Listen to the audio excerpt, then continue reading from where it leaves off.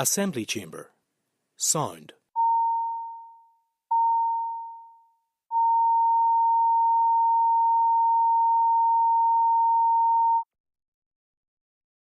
Assembly chamber. Sound.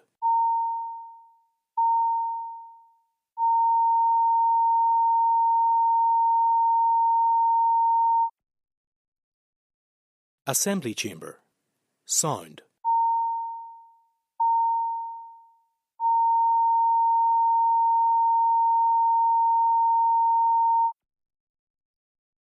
Assembly chamber. Sound.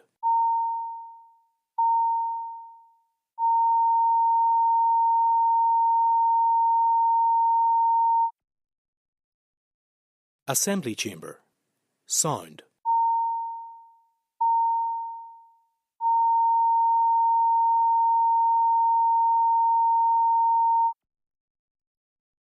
Assembly chamber. Sound.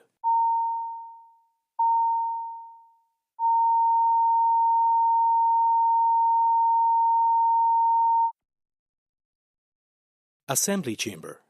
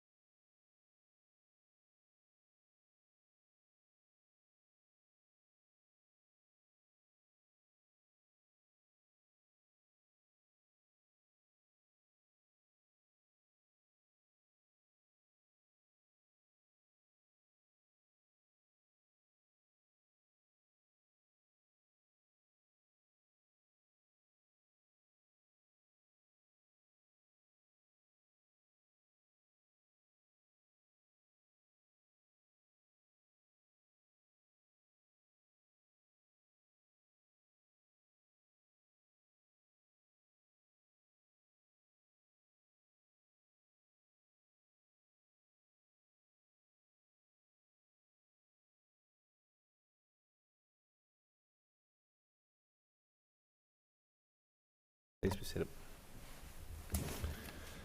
First item of business is member statements, and usual rules apply. Call Linda Dillon. Can Corlia, thank you, Mr. Speaker. And Mr. Speaker, I rise today to raise concern around the issue of ovarian cancer, and particularly the misunderstanding of the symptoms of ovarian cancer and the failure to acknowledge by many that women's health has been ignored over many, many years, and we do not promote it in the way that it should be, and we urgently need a women's health strategy to come forward from our Department of Health. But I just want to highlight this morning, so that if there are women out there who do not know that they may have the symptoms of ovarian cancer, what those symptoms are. The most common symptoms are swollen tummy, feeling full quickly when eating, feeling bloated, painful tummy and pelvic area. And if you have any of those symptoms, you should contact your GP. You should trust yourself. You should believe that you know your body better than anybody else, and the person who you speak to, the medical professional who you speak to, should believe you too, that you know your body better than anybody else, and they should listen to you. And I think that we should acknowledge as well, I heard on the radio this morning, Mary-Louise Connolly on Good Morning Ulster did a piece around women's health and around the women's health hubs that are being developed in England under the women's health strategy there. And I think it's worth acknowledging that actually here in the north we were well ahead of the game, not because of our health service, but actually because of women here in the north. And the first Well Women's Centre was set up by a group of friends in Derry, a group of women who said that services for women and information for women was not good enough. And there were a number of well women clinics across the north. I know that there was one in my major town whenever I was a young woman growing up, and I mean, I'm talking about over 30 years ago, there was a well woman clinic in Uri town. And I was able to access that well woman clinic for all of the services that a young woman would need, whether that was around your menstrual cycle, whether it was around access to contraception, whether it was around advice. Whatever you needed, you were able to get in those well woman clinics. It also helped women prenatal, it helped women postnatal, it helped women who were going through the menopause. Many, many different services, and the Well Woman Clinic in Derry continues to do that to this day. And I'm glad that the Health Minister is actually working with the Well Woman Clinic in terms of trying to do a survey and get information on what we need in terms of women's health. But I think we all know that women have been underserved, we have been undervalued, and we have been neglected over many, many years in terms of our health. And it is long past time that we had a proper women's health strategy in place to protect us from all of the health issues that face us. And that is not only in gynae health, that is also in heart health and many other issues where we have not got the services that we should have got. Thank you very much, Mr. Speaker. And for side. And I rise to mark the 16 days of activism, an international movement against gender-based violence, which began yesterday on the International Day for the Elimination of Violence Against Women, and the Unite campaign, which highlights that every 10 minutes a woman is killed. And in 2024, this is a horrific and unacceptable fact. And I call upon every member to support this campaign and focus on the perpetrators, the evil amongst us, and the violent action. Women do not feel safe in society, and we take decisions for our safety every single day. And in recent weeks, I've been deeply affected by the trial in America of Laken Riley. Laken was a 22-year-old young woman, a nursing student with her whole life ahead of her, and on the 22nd of February this year, she was going for her regular exercise, a run. And like so many of us women, she looked around, she assessed the risks, and she took steps for her safety. Steps she shouldn't need to take, but she did. She waited until broad daylight to go for her run. She wore her smartwatch and she carried her phone. She set her location for sharing with her friends. She told her friends where she was going. She texted her mum to say she was going for her run. She planned her daylight run for a busy public park near her university campus with lots of people walking around, and we see that on the CCTV. She took every precaution and set off. And minutes into her run, an evil predator was hiding in the bushes and attacked her, pulled her off the trail, and viciously assaulted her and attempted to rape her. Laken managed to phone 911 through the SOS app on her mobile phone. Whilst they couldn't make her out, the recording caught her crying for help. He hung up the call and continued to attack her. And the records on her smartwatch show that when she was attacked, Laken fought in that spot for 17 minutes. She fought for her life and for her dignity, whilst 911 tried to phone her back, whilst her family were calling her. But he killed her through asphyxiation and blunt force trauma to the head with a rock. A devastating loss, a life taken too soon. My heart breaks for Laken's family. And Laken Riley, like so many women, took every step, every single precaution for her own safety. Yet she was attacked and murdered in broad daylight in a public park. And this is shocking, yet it is the truth. This could be any of us, any of our daughters, our sisters, our mums, our friends. And I will always speak up for innocent victims as they get about their business in society, but the truth is this: we should not be focused on advising women to take steps to look after their own safety. The focus needs to be on the perpetrators, on the violence and the problems in our society. We need a change, and we need to end violence against women and girls. Peter McReynolds. Thank you, Mr. Speaker, and I rise today to acknowledge National Tree Week and see it as an opportunity for us all to reflect on the essential role that trees play in fighting climate change, preserving wildlife and biodiversity, and improving our physical and mental health. Sadly, Northern Ireland is actually in a pretty poor state when it comes to us having the worst woodland cover in the UK and Ireland, the lowest urban tree cover in the UK, and we rank 12th worst for biodiversity loss out of 240 countries around the world in 2020. This is why, since I was elected to this Assembly in May 2022, I've been working with key stakeholders and partners on how to address these major issues, and I'm pleased to announce today a public consultation on a private member's bill to improve protections for trees across Northern Ireland. My proposals seek to strengthen the current legal protections of single trees, groups of trees and ancient and long-established woodland to protect them against the unnecessary loss of mature trees and woodlands in Northern Ireland. This is essential because the most important tree to plant today is the one that we planted yesterday, recognising the fact that not all trees are equal and established trees do so much more for our environment. I'm proposing the following 3 enhancements. Firstly, strengthening existing protections through enhancing tree preservation orders. Secondly, creating a new heritage tree designation, acknowledging trees aren't just nice to look at, but they also play a key role in society. And thirdly, safeguarding ancient and long-established woodland and trees with legal protection from permitted development. Mr. Speaker, I'm doing this because we have listed building status for important and prominent buildings, but we have no such protections for trees. They're irreplaceable, and once they're gone, they're sadly gone forever. The proposals I'm consulting on will help protect trees in the short term, but also long after I'm gone. I look forward to the responses from the public, encourage everyone to respond, and hopefully, through this Assembly, take forward these ambitious, reasonable, clear proposals, and alongside colleagues, play our part towards improving Northern Ireland's environment and biodiversity. Thank you.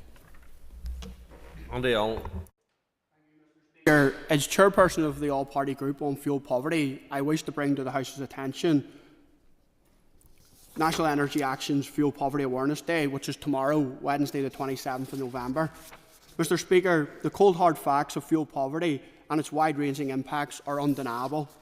Lucid Talk polling in September 2024 for NAA-NI found that 40% of households are spending at least 10% of their income on energy, meeting the definition of fuel poverty. The continued pressure on household budgets has led to detrimental coping mechanisms. 1 in 10 households admitted to cutting back on food or skipping meals within the last 24 months due to energy costs. This means the choice between heating or eating is a reality for around 80,000 households. More than 1 in 4, 27%, have gone without heating or electricity on at least one occasion due to not being able to afford the cost of energy. As we know, the significant impacts on health and well-being. 31% of households reported health impacts as a result of rising energy prices and the cost of living, including deterioration of existing health conditions, 14%, or requiring more visits to a GP or hospital, 5%. Fuel poverty, as I said, is wide-ranging and its impacts are undeniable. The 2024 CARES NI survey, The State of Caring, highlighted that 28% of carers are cutting back on essentials such as food and heating. A recent report by Bernardo's, Empty Plates and Cold Homes, further highlighted the strain that fuel poverty places on families and the impacts of growing up in a cold and damp home. Indeed, cold homes and poor living conditions are linked to housing insecurity. For too many, living in leaky homes with poor insulation only adds to the strain. The situation is bleak, Mr. Speaker, but there are solutions. I welcome the programme for government. I welcome the programme for government commitment, the draft programme for government commitment that a new fuel poverty strategy by 25. I look forward to the release of the consultation, and this must be backed up by measures, and these measures must be short, medium and long-term measures. Mr. Speaker, we've quite often seen on numerous occasions announced to this House and announced by various ministers short-term measures, and whilst those short-term measures are welcome and they're important and they're undeniable as to their impact, they are short-term. They don't go on to look at the medium to longer-term impacts of fuel poverty and lifting households out of fuel poverty and the impacts and the consequences, as I've already mentioned. That's why it's important that the fuel poverty strategy is underpinned by the required funding. It is robust, it has an action plan that is tangible and robust and measures the outcomes. Members, time is up. Thank you, Mr. Speaker. Thank you. Daniel McCrossan. Thank you, Mr. Speaker. In 2018, in Grangewood Hospital in Derry, in the mental health Hospital, Davin Corrigan was admitted. He struggled, he's 25 years of age, he struggled with mental health and needed help and support. Unfortunately, whilst in the care of that facility, Davin took his own life. The inquest found that there were major failings on the Trust's part in relation to the care and support that Davin, and indeed many others, should have received. His death was entirely preventable.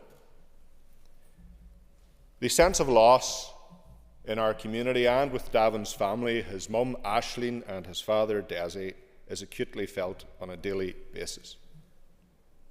And through the shock of losing their son in an environment that should have been safe and protected him, they have battled for many years to seek out the truth as to what happened. And in 2023, an inquest found that there were major failings at every level within the Trust in relation to the care that Davin Corrigan should have received but did not. His family have fought for changes so that no other young person or family would suffer the loss of a loved one in an environment that they should be safe in. They have worked with the Trust over the last few years, and whilst very hurt and feel let down, have created what's called the Davin Corrigan Legacy Award. And it has been set up to recognise the efforts of families and organisations who work to improve the experience of care for those people within the Trust, and also safety as well. They've achieved considerable changes and there has been a lot of difficult lessons learned by the Trust. And each year the Davin Corrigan Legacy Award is given to various groups in recognition of the changes that they have made to improve the care experience for those in the Trust.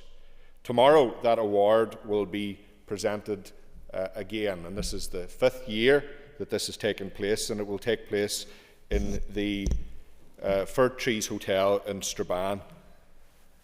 I spoke with Davin's father this morning on the way to this assembly, and even after the last few years they still feel hurt and pain and feel let down.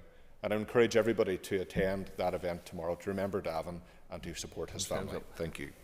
I call Declan Kearney.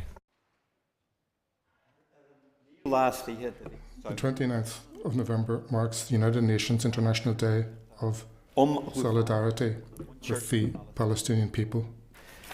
This year, our focus will turn to the daily horrors being endured by the Palestinian people. Genocide, ethnic cleansing, illegal occupation, apartheid and siege. Over 45,000 Palestinians have lost their lives in the past year. It is a shame that 70% of those are women and children as a result of Israel's sadistic genocide. Netanyahu and his regime has crossed every red line. Their actions are anathema to human rights and international law. The Israeli state is now synonymous with these unimaginable atrocities against humanity. The indiscriminate bombing by Israel forces of hospitals, towns, villages and makeshift camps housing refugees across Palestine and Lebanon is a global outrage, and they believe that they can act with impunity. It is now time for a price to be exacted by the UN and the international community against Israel's crimes against humanity. Defiance of international law must be held to account on that account. Last Thursday, the International Criminal Court was unambiguous. Its decision to issue arrest warrants against both against Netanyahu, Yoav Gallant, is an important step towards the robust enforcement of international against these war criminals. The US, Britain, Germany, France, and all the Western powers must now accept responsibility and implement this ruling. There must be no equivocation. International law must be applied equally to all who are in breach of it. At the same time, comprehensive economic, political sanctions must be implemented against Israel, as well as arms embargoes. The ordinary people of Ireland will not stay silent and watch as colonialism, occupation and apartheid are inflicted on others. We remain steadfast in our solidarity with the Palestinian people's determination to achieve their freedom. On this day of International Day of Solidarity with the Palestinian people, every right-thinking person must reiterate a demand for an immediate ceasefire by Israel throughout Palestine. I call Philip Brett. Mr. Speaker and Mr. Speaker, last week it was mission accomplished for our Northern Ireland national football team, as for the first time in our history we won our Nations League group. Mr. Speaker, as you will be aware, Michael O'Neill returned to the helm to manage the Green and White Army, and what a return it has been for him. Last weekend was the culmination of the campaign with a double-header here in Belfast and in Luxembourg. Can I say I was delighted, despite the protestations of the BBC, to see our Sports Minister in attendance at the game on Friday evening supporting our national team.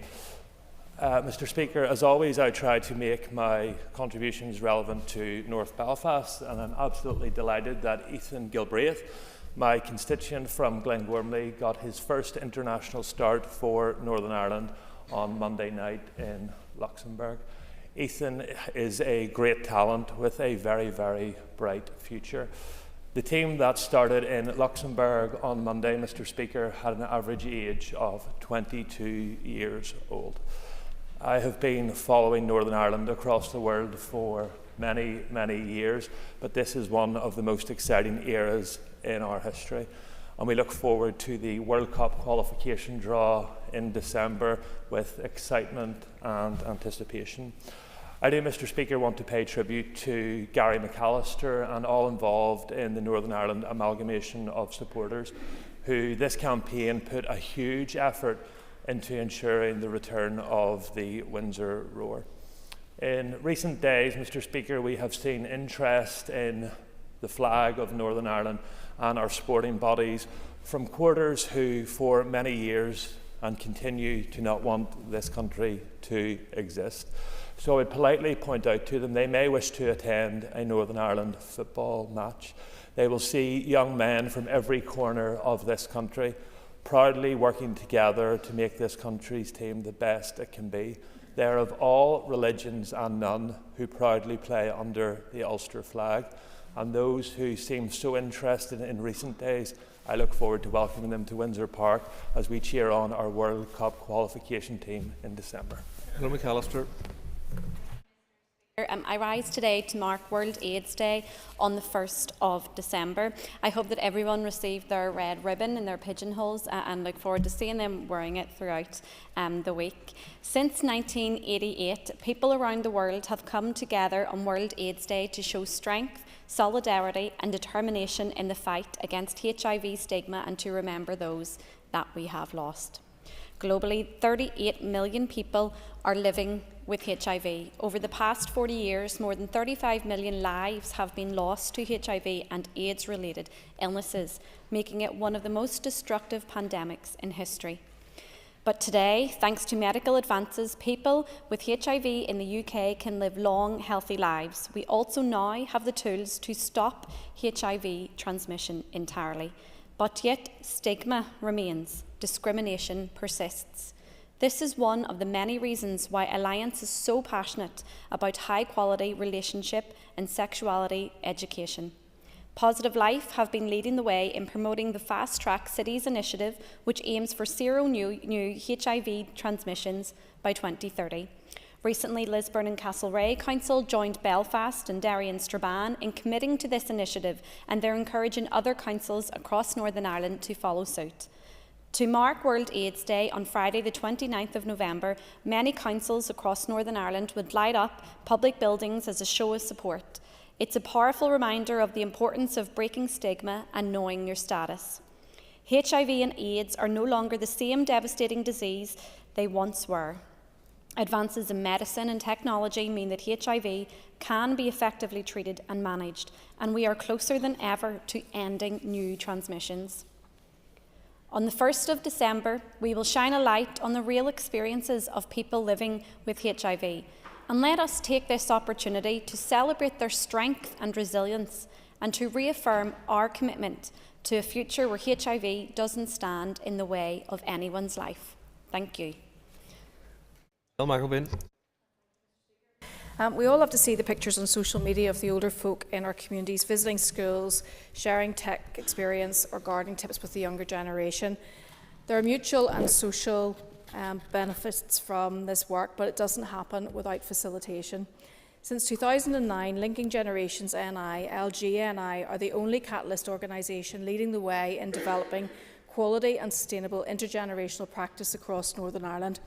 Their work takes a capacity-building approach, connecting, inspiring and supporting practitioners in organisations and settings to develop an intergenerational approach, benefiting local people and achieving multiple outcomes. They coordinate a Northern Ireland-wide intergenerational network with nearly 1,000 members, provide a range of training, advice and support, develop intergenerational projects, disseminate resources, run small grants programmes, act as a strategic voice for intergenerational practice, and are the Northern Ireland lead for the annual Global Intergenerational Week campaign. Intergenerational approaches are a key component of the PHA's age-friendly strategy to encourage communities to be places that are good for people to grow up and grow old.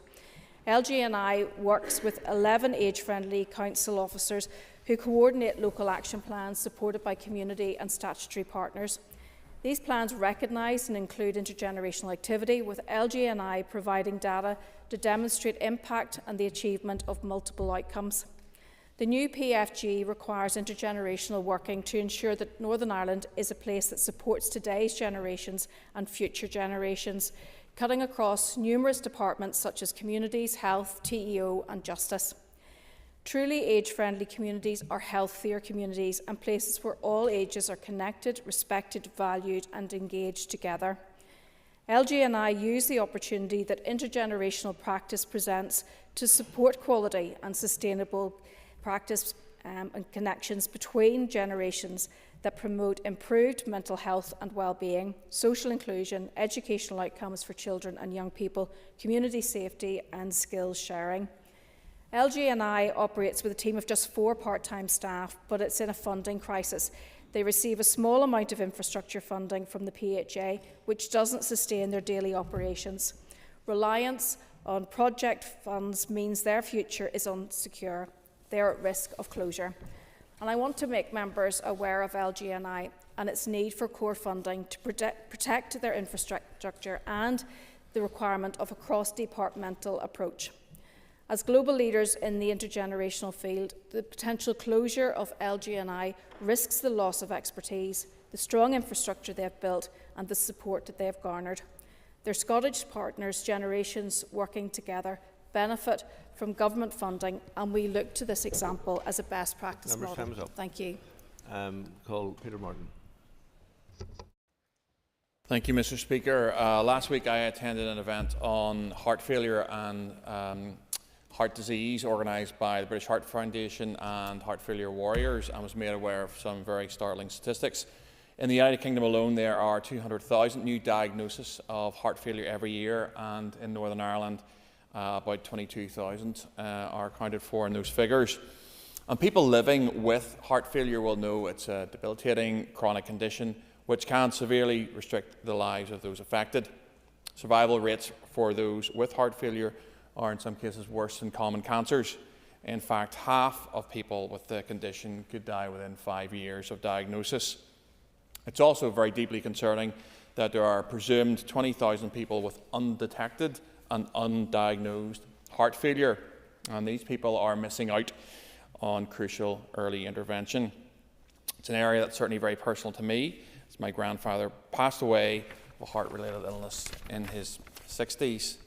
However, evidence will suggest that early intervention can have a very positive effect, and this is precisely why it ought to be one of our primary objectives to develop preventative services for heart disease in this country.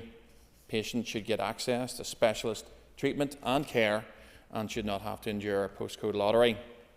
We must have appropriately commissioned and staffed multi-professional heart failure services across Northern Ireland, and this will help ensure speedy diagnosis, access to specialist input from cardiologists, nurses and pharmacists, and referral routes to cardiac rehabilitation and clinical psychology.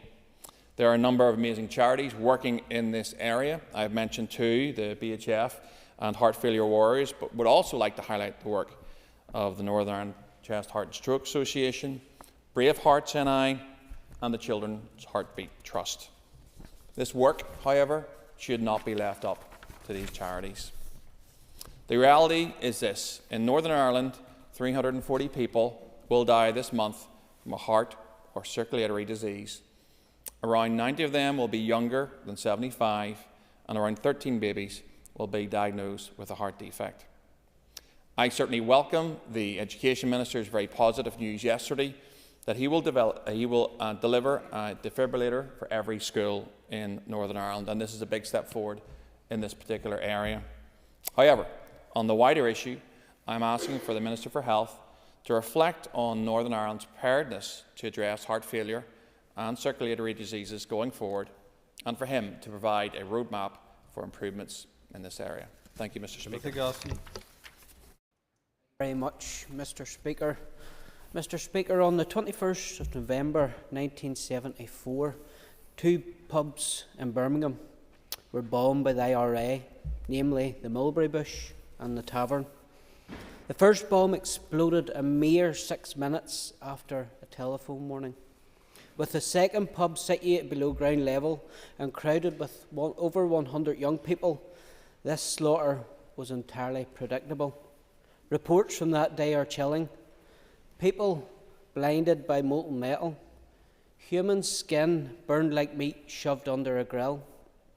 And yet Birmingham came together as a city and rose to the challenge of provo evil. Taxi drivers took on the role of ambulance drivers.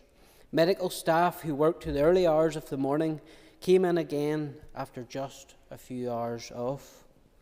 Among the 21 lives lost that day, there are many moving and tragic stories.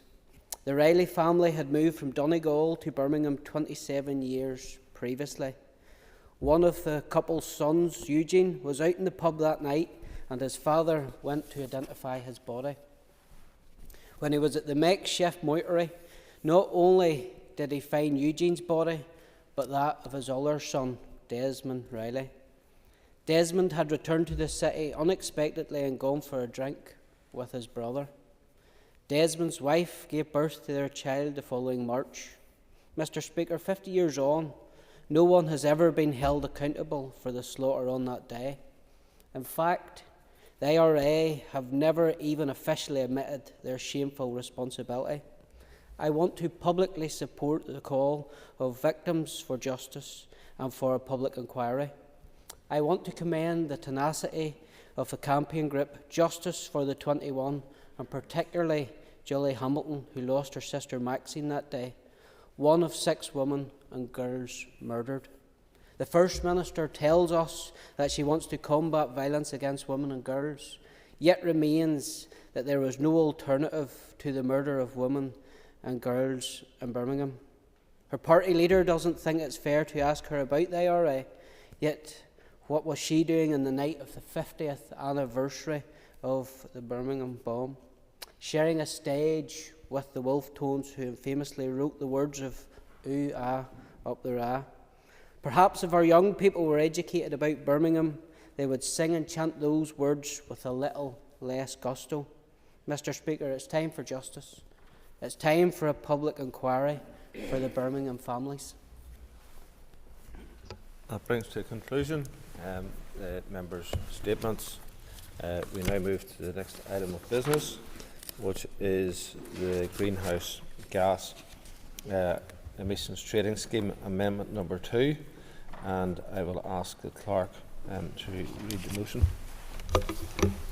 That the draft Greenhouse Gas Emissions Trading Scheme Amendment number 2 Order 2024 be approved. Thank you. I call the Minister of Agriculture, Environment and Rural Affairs to move the motion. I beg to move.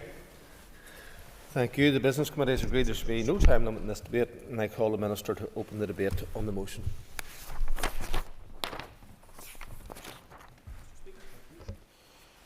Thank you, Mr. Speaker, or Mr. Deputy Speaker, as you do your change. I am grateful for the opportunity to bring this motion forward today.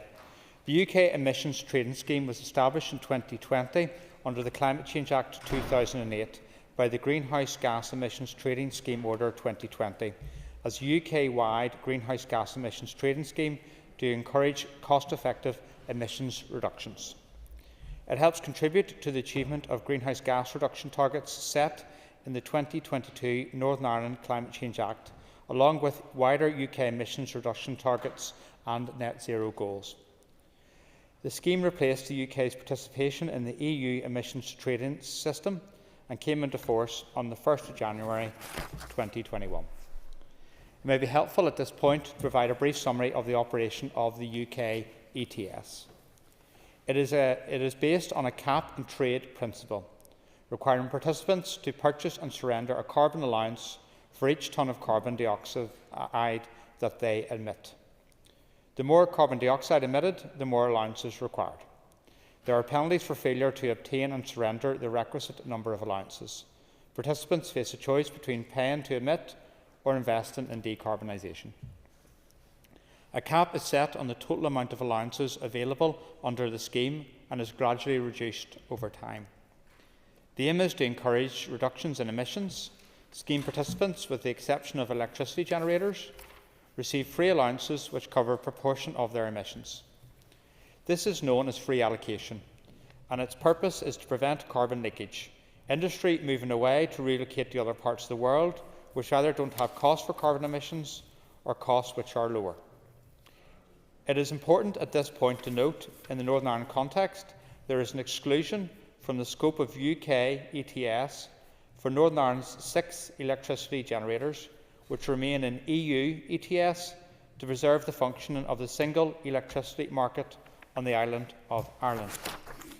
If generators north and south were to participate in different emissions trading schemes, there could be a carbon price divergence which could distort the operation of the single electricity market. To give some context of scale, there are around 900 UK participants in the scheme and 17 in Northern Ireland, along with 2 registered aviation operations. These installations, along with 6 electricity generators I've already mentioned, account for approximately a fifth of all greenhouse gas emissions in Northern Ireland. To note, only around 17% of that figure is attributable to emissions from UK ETS participants. The majority, around 83%, arise from electricity generators. Returning to the legislation.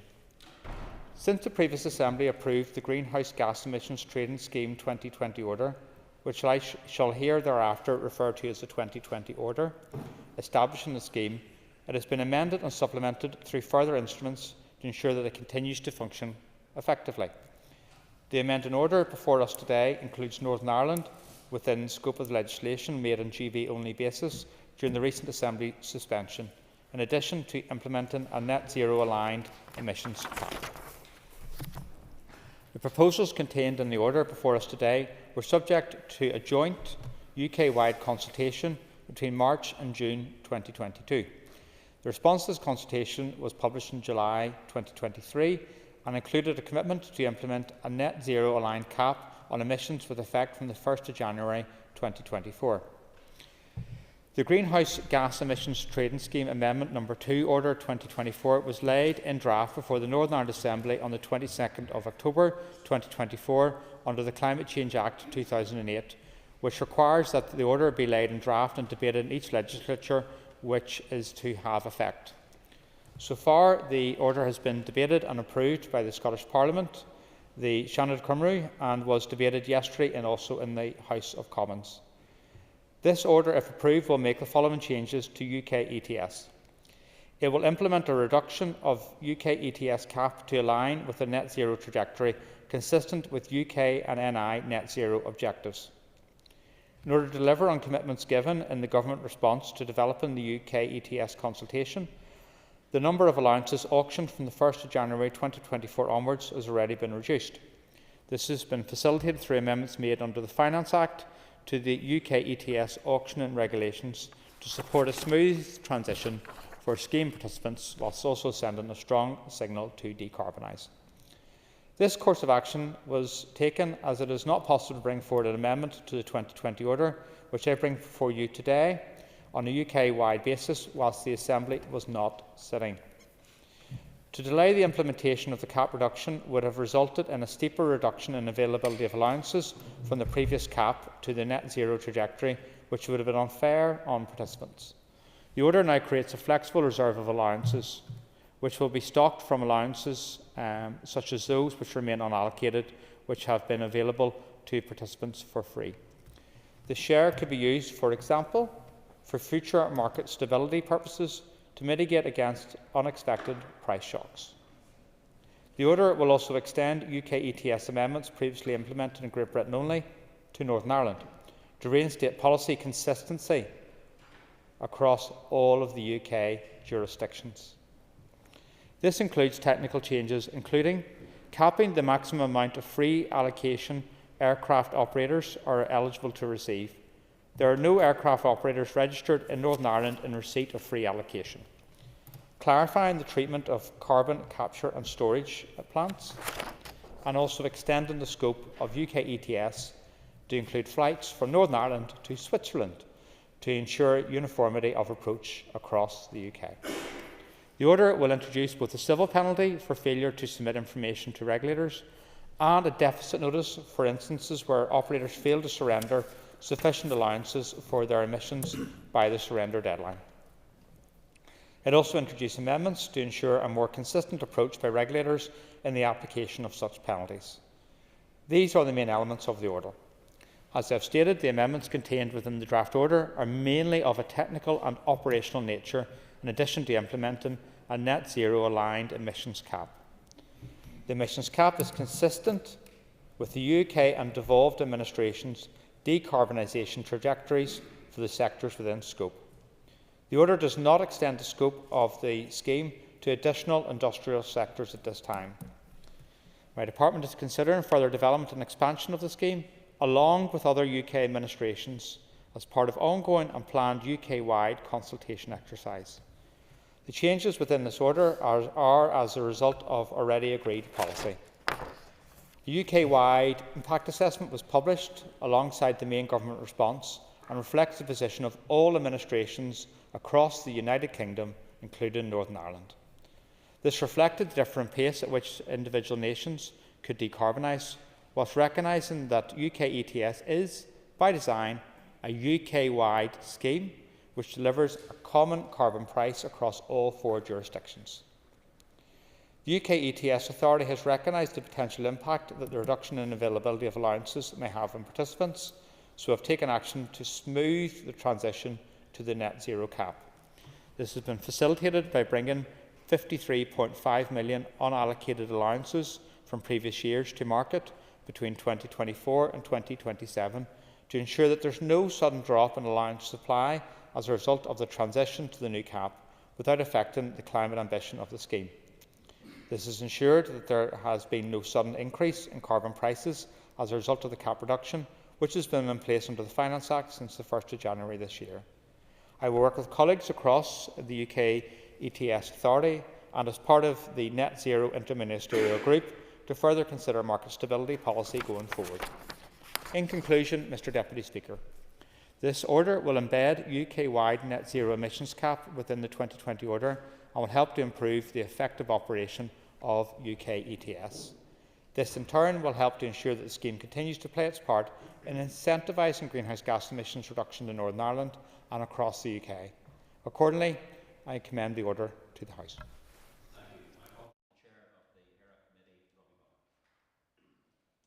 Deputy Speaker, the Committee for Agriculture, Environment and Rural Affairs has taken considerable interest in understanding the UK Greenhouse Gas Emissions Trading Scheme, or I'm going to refer to that as UK ETS, to ensure proper scrutiny of the related statutory instrument. Members first received a detailed oral briefing on the operation of the UK ETS on the 18th of April from officials in DAERA's Climate Change and Green Growth Policy Division. The Committee considered the cap-and-trade principle for carbon emissions produced by installations within scope of the scheme, that some installations receive a proportion of their carbon allowance for free, known as free allocation, to address what is known as carbon leakage.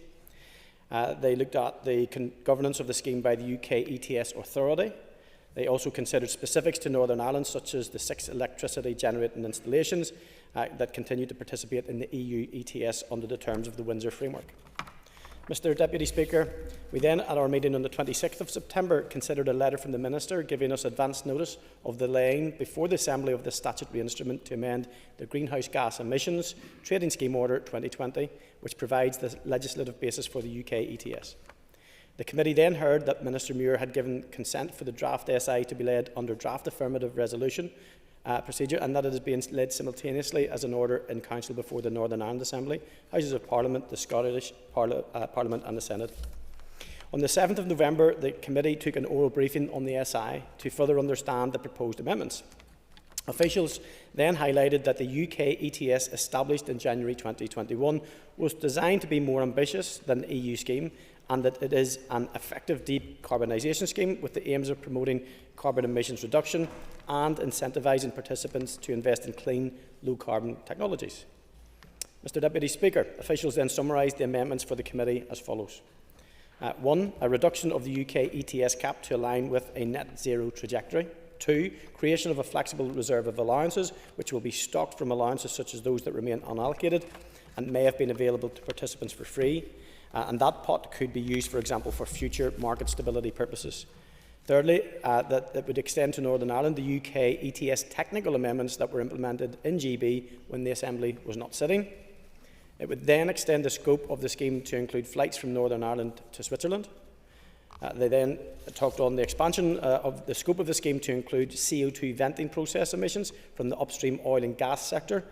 At present, that does not affect any Northern Ireland installations. And then finally, to introduce a civil penalty for failure to submit information to regulators, the deficit notice for instances where participants fail to surrender sufficient allowances by the deadline, and the Minister has already outlined some of that.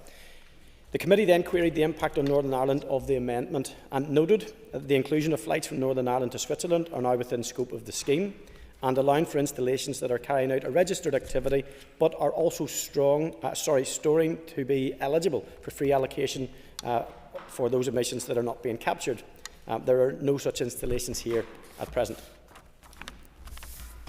The Committee further queried if there were any military flight exemptions, as aviation operators have to continually monitor their emissions as well as stationary installations. We also queried if the current situation, whereby there are no aviation operators registered in Northern Ireland in receipt of free allocation, was likely to change. The Committee has received a response to these queries in the last few days. Mr Deputy Speaker, I'd like to make you aware of those. Officials have confirmed that Schedule 1, Paragraph 2.1b of the Greenhouse Gas Emissions Trading Scheme Order 2020 specifies that military flights are excluded from the scheme. Officials have also confirmed that there will be no change to the position with respect to free allocation for Northern Ireland registered aircraft operators, as the deadline for airline operators to submit applications for free allocation for the 21 to 25 period was the 31st of March 21, and both airline operators currently registered here, Aer Lingus UK Limited and Emerald Airlines UK Limited, registered after that date.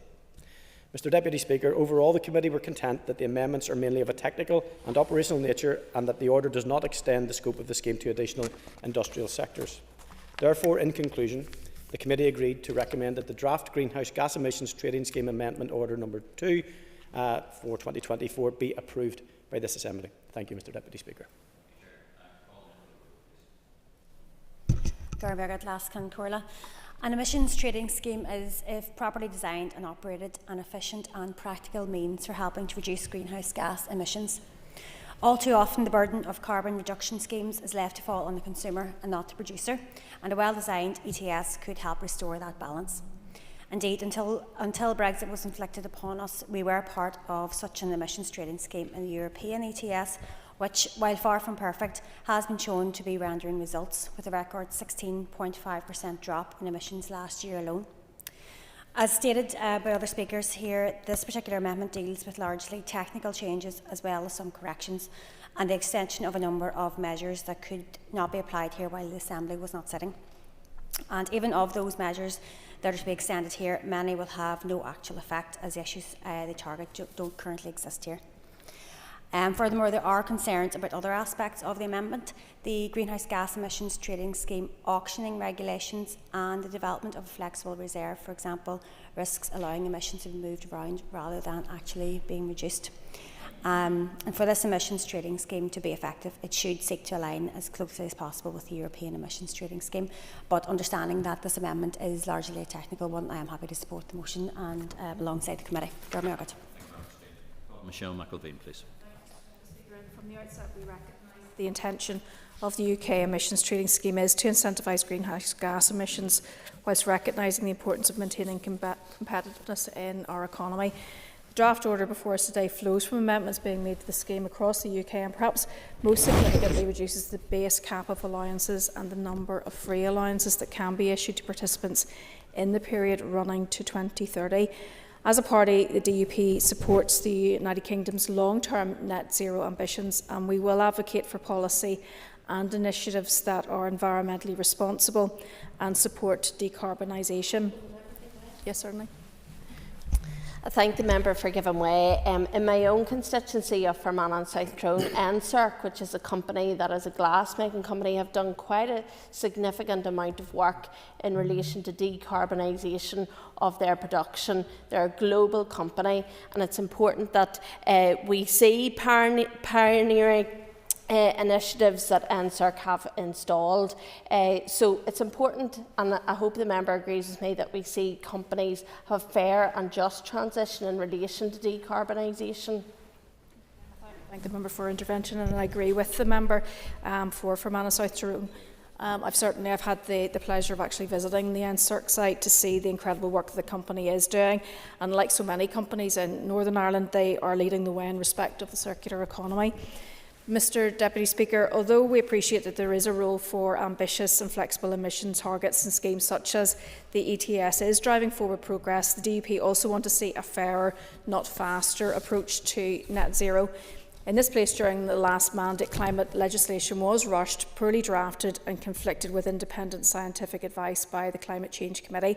And on this occasion, we note that the changes being brought forward in this order choose to align the cap on allowances with the UK net zero strategy goals rather than the advice of the CCC, which would have permitted more emissions in the traded sector.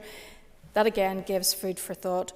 But finally, and probably most importantly, Mr Deputy Speaker, we must ensure that what we are asking of energy-intensive sectors is fair, deliverable, and doesn't simply end in higher costs for the end consumer. Thank you. Deputy Speaker, I intend to speak today briefly, and I'll try to avoid absolute repetition of what's been said already, but I'm speaking also, of course, in relation to the greenhouse gas emissions trading scheme. I want to stress from the outset that the UK-wide strategies for environmental protection, such as this one, are essential in addressing the challenges of climate change. I'd like to express my gratitude to the Minister and to the departmental officials for their work on this issue, and also say that I appreciate their efforts to keep me and my committee colleagues updated, and for coming to committee and answering questions at various stages of this process since it began. As other members have emphasised in the Chamber already, the scheme establishes a framework for trading greenhouse gas emissions. This innovative approach not only encourages major industries to prioritise their environmental impact, but it also aligns with our national and international commitments to combat climate change. By promoting the reduction of carbon emissions, the scheme plays a crucial role in facilitating meaningful action towards a more sustainable future. It is crucial for us to actively support initiatives such as this one, as they play an essential role in enhancing the protection of our environment. By doing so, we not only help preserve our natural resources and ecosystems, but we also strengthen our economy, encouraging growth and innovation to align with other leading economies. I am therefore, Deputy Speaker, content that this proceed.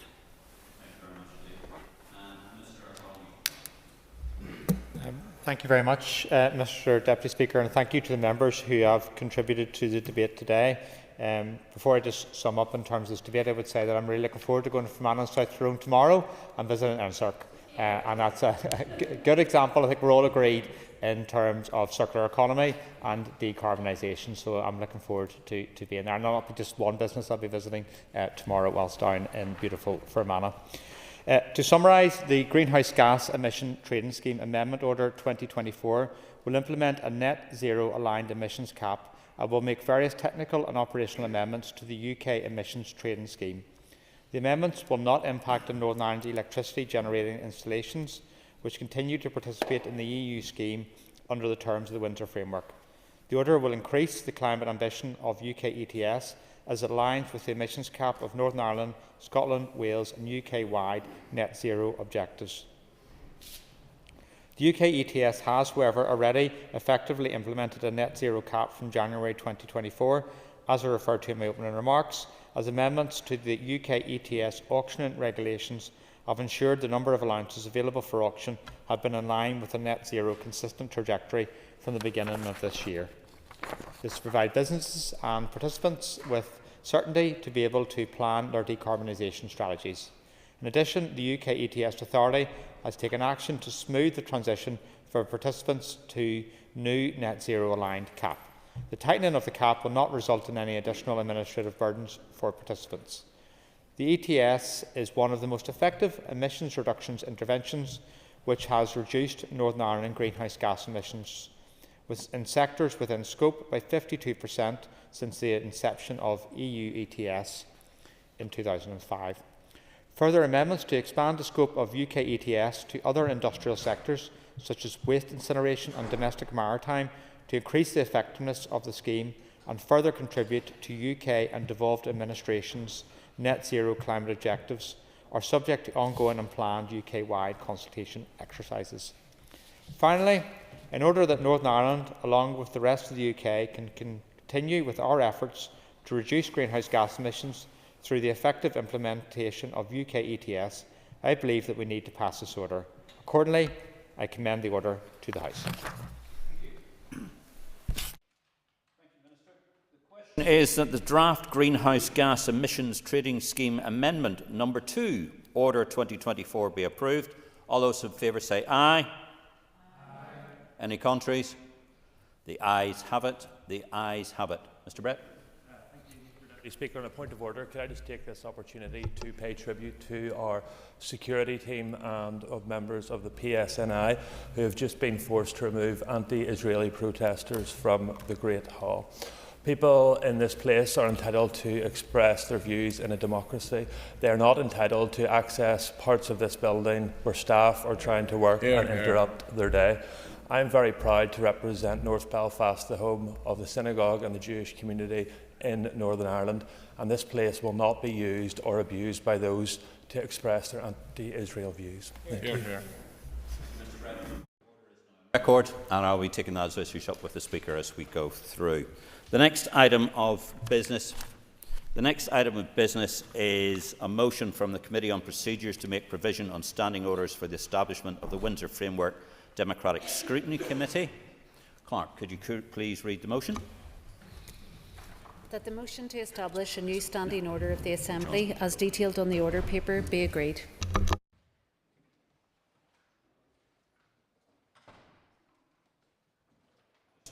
Short pause.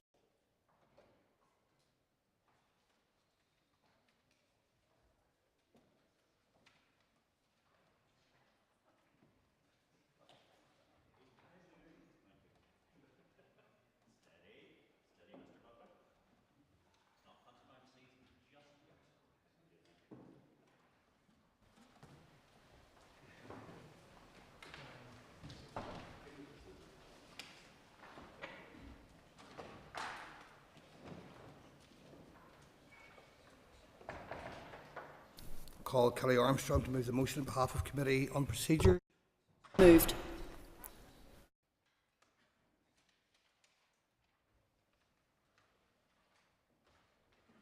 Thank you. The Business Committee has agreed to allow up to 1.5 hours for this debate. The proposer of the motion will have 10 minutes to propose and 10 minutes to wind. All other speakers will have 5 minutes. I call Kelly Armstrong to open the debate on the motion. Thank you, Deputy Speaker. On behalf of the Committee on Procedures, I am very pleased to bring forward today a new standing order that recognises the Windsor Framework Democratic Scrutiny Committee as a standing committee of the Assembly and provides for substitute members for that committee to assist it in fulfilling its statutory functions within the very strict time frames within which it must operate. In March 2024, the Windsor Framework Democratic Scrutiny Committee wrote to the Committee on Procedures highlighting that while it had been established as a standing committee under the Windsor Framework Democratic Scrutiny Regulations 2024, it was not provided for in standing orders unlike other Assembly standing committees, and asked that work be undertaken to draft a standing order to address this gap. The Windsor Framework Democratic Scrutiny Committee also outlined that given its statutory functions and timescales as set out in Schedule 6B of the Northern Ireland Act 1998, it was likely that the committee would be required to meet during periods of recess and potentially more than once a week. It therefore asked the Committee on Procedures to undertake, as a priority, exploratory work to identify options that would provide in standing orders for substitute members, including rules on substitution and proxy voting for that committee. The Committee on Procedures subsequently agreed to consider provision in standing orders for the Windsor Framework Democratic Scrutiny Committee, including substitute members and/or proxy voting, as one of a number of key areas of work to be progressed this year. Over the last few months, the Committee has given detailed consideration to these issues and liaised with the Windsor Framework Democratic Scrutiny Committee by way of correspondence and a very helpful meeting with the Chairperson and Deputy Chairperson of that committee on the development of the standing order before the Assembly today. While keen to move forward quickly on this matter to assist the Windsor Framework Democratic Scrutiny Committee, we have also been mindful of the need to explore the implications of the various issues carefully and have sought legal advice where appropriate. Turning to the detail of the standing order, paragraphs 1, 2 and 3 provide for the Windsor Framework Democratic Scrutiny Committee and recognise its purpose and functions to assist with the observation and implementation of Articles 13.3a and 4 of the Windsor Framework as set out in Schedule 6B of the Northern Ireland Act 1998. This approach is similar to that adopted for other standing committees and standing orders, while also recognising that the establishment of the committee and its functions are already provided for in Schedule 6B. Paragraph 4 of the standing order highlights the committee's Section 44 powers. It is not essential for the standing order to cover the Windsor Framework's Democratic Scrutiny Committee's Section 44 powers, given these are provided for in paragraphs 5.1 and 5.2 of Schedule 6B of the Northern Ireland Act 1998. However, to ensure consistency with the existing standing orders for the other standing committees, the Committee on Procedures is of the view that it is important to reference these powers in the standing order. Paragraph 5 outlines that membership of the committee will be determined in accordance with Standing Order 52. Standing Order 52 sets out the procedures for membership of standing committees and applied to the establishment of the Windsor Framework Democratic Scrutiny Committee in this mandate. Moving to paragraph 6, this enables each member of the committee to appoint a substitute member and sets out a number of requirements for the substitute. These include that they must be a member of the Assembly, of the same political party as the appointing member, and not already a member of the committee or nominated as a substitute for any other member of the committee. The one member to one substitute approach recognises the current quorum required by the Windsor Framework Democratic Scrutiny Committee to make decisions, which is 5 members. Paragraphs 7 and 8 provide for a substitute member to attend a meeting of the committee when the nominating member is absent and undertake the full functions of the nominating member, including voting, during the proceedings of the committee meeting. The process to be followed for nominating a substitute member, including timescales and other practical administrative arrangements, will be set out in guidance to be agreed by the Windsor Framework Democratic Scrutiny Committee. Such operational details do not need to be included in the standing order, and setting these out in guidance provides greater flexibility to amend them if necessary. Turning to paragraphs 9 and 10, these set out the arrangements for the chairing of a meeting in the absence of the chairperson and the deputy chairperson. If the chairperson is absent, the standing order confirms that the deputy chairperson will chair the meeting rather than any substitute member appointed by the chair. If both the chairperson and the deputy chairperson are absent, then the oldest member present, who is not a substitute member, will chair the meeting. These provisions provide the necessary clarity on the chairing arrangements when substitute members are appointed. Finally, paragraph 11 is an interpretation provision. Before I finish my remarks as committee chairperson, I want to briefly comment on the request by the Windsor Framework Democratic Scrutiny Committee for the provision of proxy voting in addition to substitute members. Legal advice provided to the committee set out the need for the Windsor Framework Democratic Scrutiny Committee to diligently discharge its functions and outlined potential risks associated with the provision of proxy voting for that committee. Having considered the advice, the Committee on Procedures agreed not to include this in the standing order, noting that the provision of substitute members would provide flexibility for the committee without incurring the potential risks identified in relation to proxy voting. Assuming the standing order is agreed by the Assembly today, we will undertake a review in autumn in 2025 in conjunction with the Windsor Framework Democratic Scrutiny Committee of the provision of substitute members and whether these provisions, together with the availability of remote attendance facilities for committee meetings, are sufficient to enable that committee to effectively discharge its statutory functions. I will do. And whilst she's talking about the issue of review, one of the issues that has come to my mind is obviously the provision for a chair in the event that chair and deputy chair was not present, be it the oldest serving member. Would it not make more sense to have the longest serving member of that given committee, given that the oldest member of the committee may, in certain circumstances, maybe only be appointed to the committee, given as time would change in membership? Would it not be appropriate that it's more probably productive that the longest serving member as opposed to the oldest?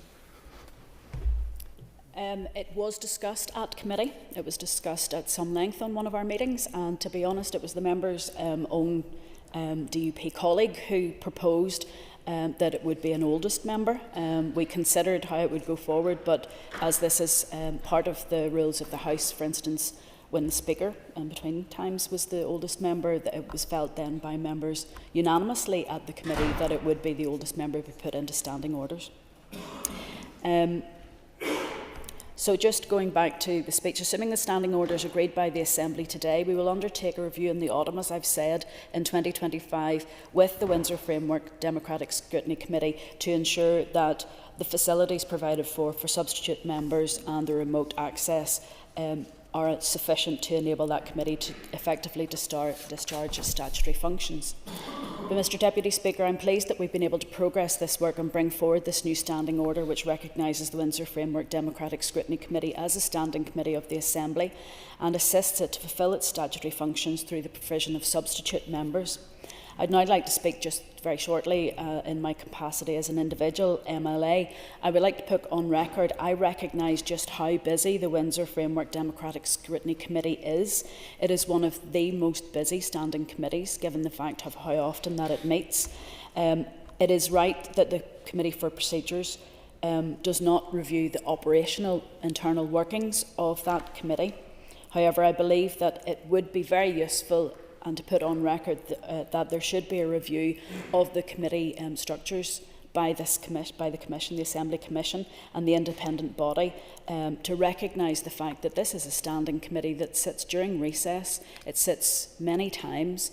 There are a lot of legal requirements, statutory duties on that committee to vote for legal matters. And I think that it's time that that would be recognised, that there are some committees of this House that are recognised as standing committees, not as statutory committees, but carry just as much burden. Thank you.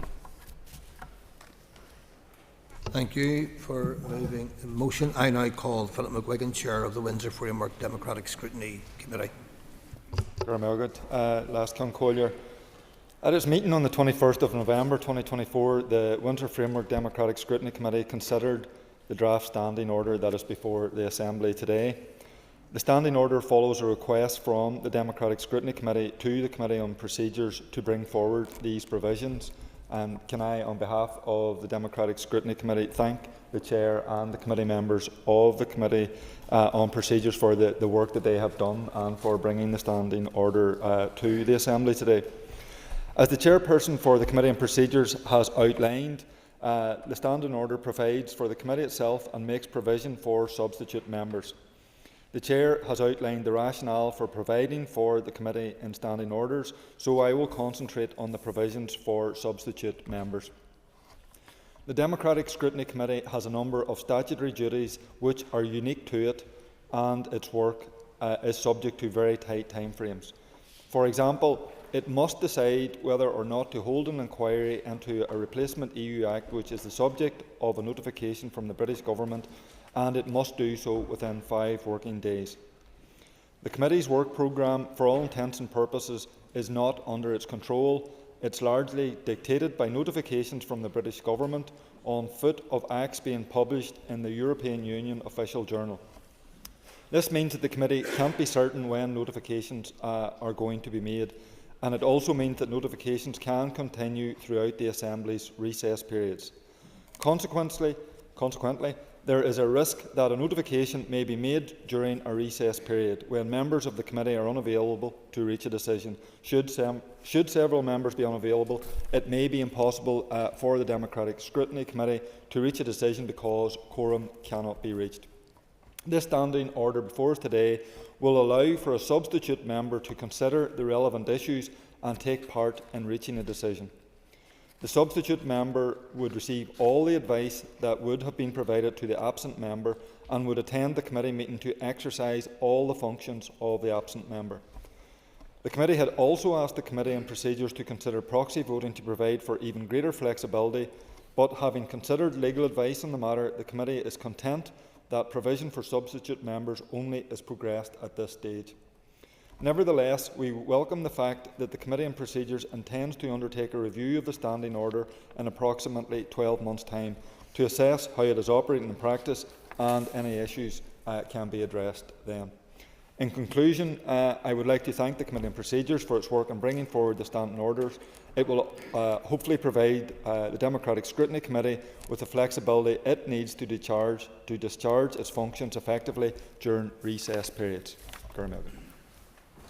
I call David Briggs. Thank you, Mr. Deputy Speaker, and the Democratic Unionist Party acknowledges that it is appropriate to make provision in standing orders for the underpinning of the committees established in this place, and on that basis I align myself with the Chair's both his comments, particularly around substitute members, provision thereof, and the thanks to the Chair and Committee for their work with us on that, and commitment to a review in a year's time. However, on more of a party political position, Mr. Deputy Speaker, from the outset, let us be clear that this committee does not scratch the surface with respect to resolving the fundamental problem that led to its creation, namely the democratic deficit created by the Northern Ireland Protocol. As a result of those flawed arrangements and the failure of consecutive governments to address surrendering over 300 areas of law to the EU, no member of this House has any say or power in formulating, developing, amending or initiating legislation in those areas, even where it is directly contrary to the interests of businesses and communities in Northern Ireland. The framing of this draft standing order acknowledges and embeds that inequality. Subsection 2 presents the DSC as a standing committee. Why is this significant? Because it means the committee lacks the powers and mandate of a statutory committee. Statutory committees are clearly defined in Section 29 of the Northern Ireland Act 1998 and linked directly to paragraph 9 of Strand 1 of the Belfast Agreement. Those provisions dictate that statutory committees are to advise and assist each executive minister in the formulation of policy and to have a role in the initiation of legislation. These are vital functions that local elected representatives in this chamber should have over the laws that govern our economy, yet the Democratic Scrutiny Committee has been left bereft of them as a direct result of government ceding power to Brussels. In this context, we recognise that the Democratic Scrutiny Committee can only serve to mitigate rather than resolve the undemocratic nature of the current arrangements. That said, neither the DSC or the or the separate process of the Stormont break were part of the original protocol, and the fact that we have these mechanisms, however imperfect, is solely because of the action taken by this party. We will continue to use the Democratic Scrutiny Committee to scrutinise legislation that is either under consideration by the EU or which is published, whilst being cognisant that this still does not give Assembly members a substantive role in how laws are developed or imposed.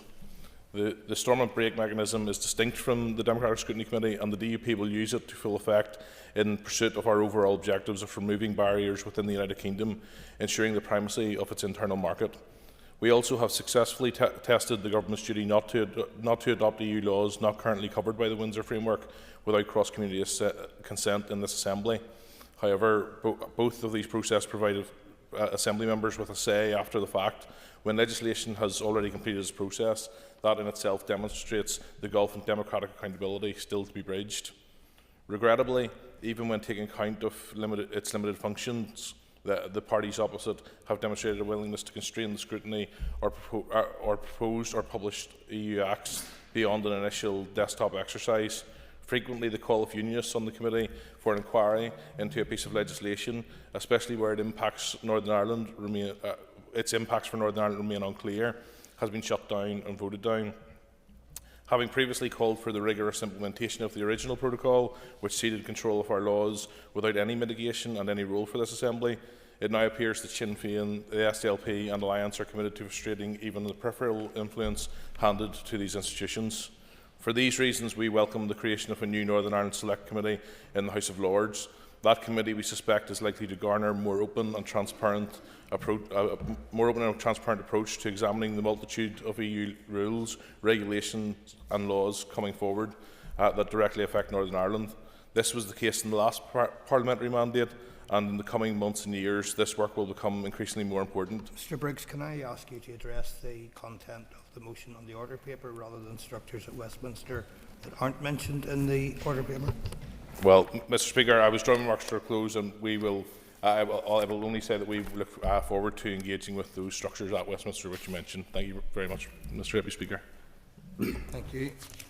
I now call on Kelly Armstrong, who will also wind on the debate on the motion. Kelly Armstrong. Thank you, Mr Deputy Speaker. As Chairperson of the Committee on Procedures, I welcome the opportunity to conclude today's debate on this motion to amend standing orders to provide for the Windsor Framework Democratic Scrutiny Committee and substitute members. I would like to begin by thanking all those who took part in today's debate, including the Chairperson of the Windsor Framework Democratic Scrutiny Committee, Philip McGuigan, and the Deputy Chairperson, David Brooks, for their contributions. I would also like to take the time to thank the clerks of the Committee on Procedures and those who provided legal advice for their diligent work in developing this new addition to standing orders. In committee, there was unanimous support to bring forward the standing order, and the comments from members today have also been positive and supportive of it. Just like to briefly pick up on just some of the points that have been brought up today. With regards to the chair of the committee, yes, we will be coming back in 12 months to review to ensure that what we have put in place is good enough for the committee to allow you to be able to do your work. I was expecting a lot more challenges, to be honest, today, and I'm so glad that I haven't received them. So with regards to proxy voting, we know that there was legal advice taken, and that's not something that we could bring forward. But let's test the substitute member issue first and see if that works well. If it does, great, and we'll see how that flies. No one from any other committee has asked for that type of replacement process, and that's not a call for the rest of you to all jump on the bandwagon and look for substitute members, please. Yes, I will indeed. Given where this was a big point of discussion with the committee, does the member envisage that there could be a point in the future, if substitute members is not working, that perhaps proxy could be further explored by the committee? We are certainly open to doing that in 12 months' time, once we've had time to look at the substitute one. The issue with proxy voting that was covered by legal advice that I can't go into, it does reflect, to be honest, on how the Windsor Framework Committee works, and given the fact that you have such legal determinations and votes, but we will certainly look at that in 12 months. It's not to say never, but it's to say let's try the first option first. Mr Deputy Speaker, just finally to say it's important to support the Windsor Framework Democratic Scrutiny Committee in carrying out its functions and meeting its deadlines, and this standing order will assist it to do so, particularly during periods of recess when the rest of us may be enjoying a holiday or down in our constituency offices. This committee will be here in the House going through its business. But I'm pleased that overall there's been a welcome from MLAs to this new provision, and I commend it to the House. Thank you. And thank you. Members, before we proceed to the question, I would remind members that this motion requires cross-community support. The question is that the motion standing on the order paper be agreed. All those in favour say aye. Contrary of any, no. The ayes have it. As there are ayes from all sides of the chamber and there are no dissenting voices, I am satisfied that cross-community support has been demonstrated. The motion is agreed. Members, take their ease before we move to the next item.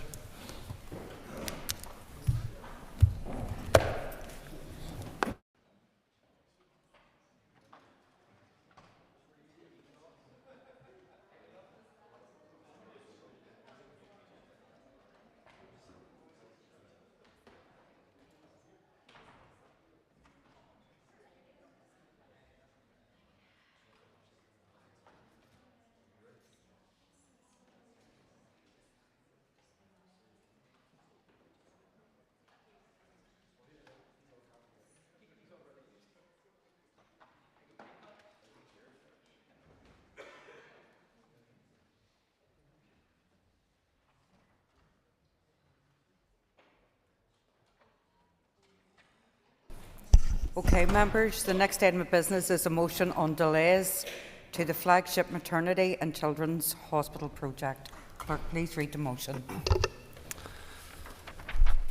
That this Assembly deplores the lack of progress and action towards transforming our health service since the restoration of the Executive, believes it is unacceptable given that the Department of Health accounts for over half of all day-to-day spend from the public purse, that people across Northern Ireland have experienced little practical benefit, with hundreds of thousands languishing on waiting lists or struggling to access timely health and social care, points out that the recent draft framework for the reconfiguration of hospitals lacks detail, as well as concrete plans for reform, is concerned that the Flagship Maternity and Children's Hospital project has been beset by unprecedented delays and eye-watering costs, driven largely by the contamination of water systems on the Royal Victoria site, expresses alarm that the Children's Hospital in particular will not be operational before 2030, 10 years later than anticipated, and calls on the Minister of Health to ensure these failings cannot be repeated by commissioning a full and independent inquiry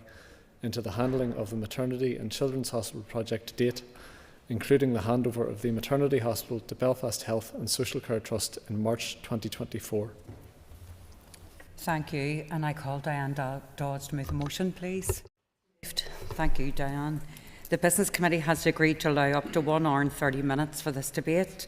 The proposer of the motion will have 10 minutes to propose and 10 minutes to wind, and all other speakers will have 5 minutes. Diane, please open the debate on the motion.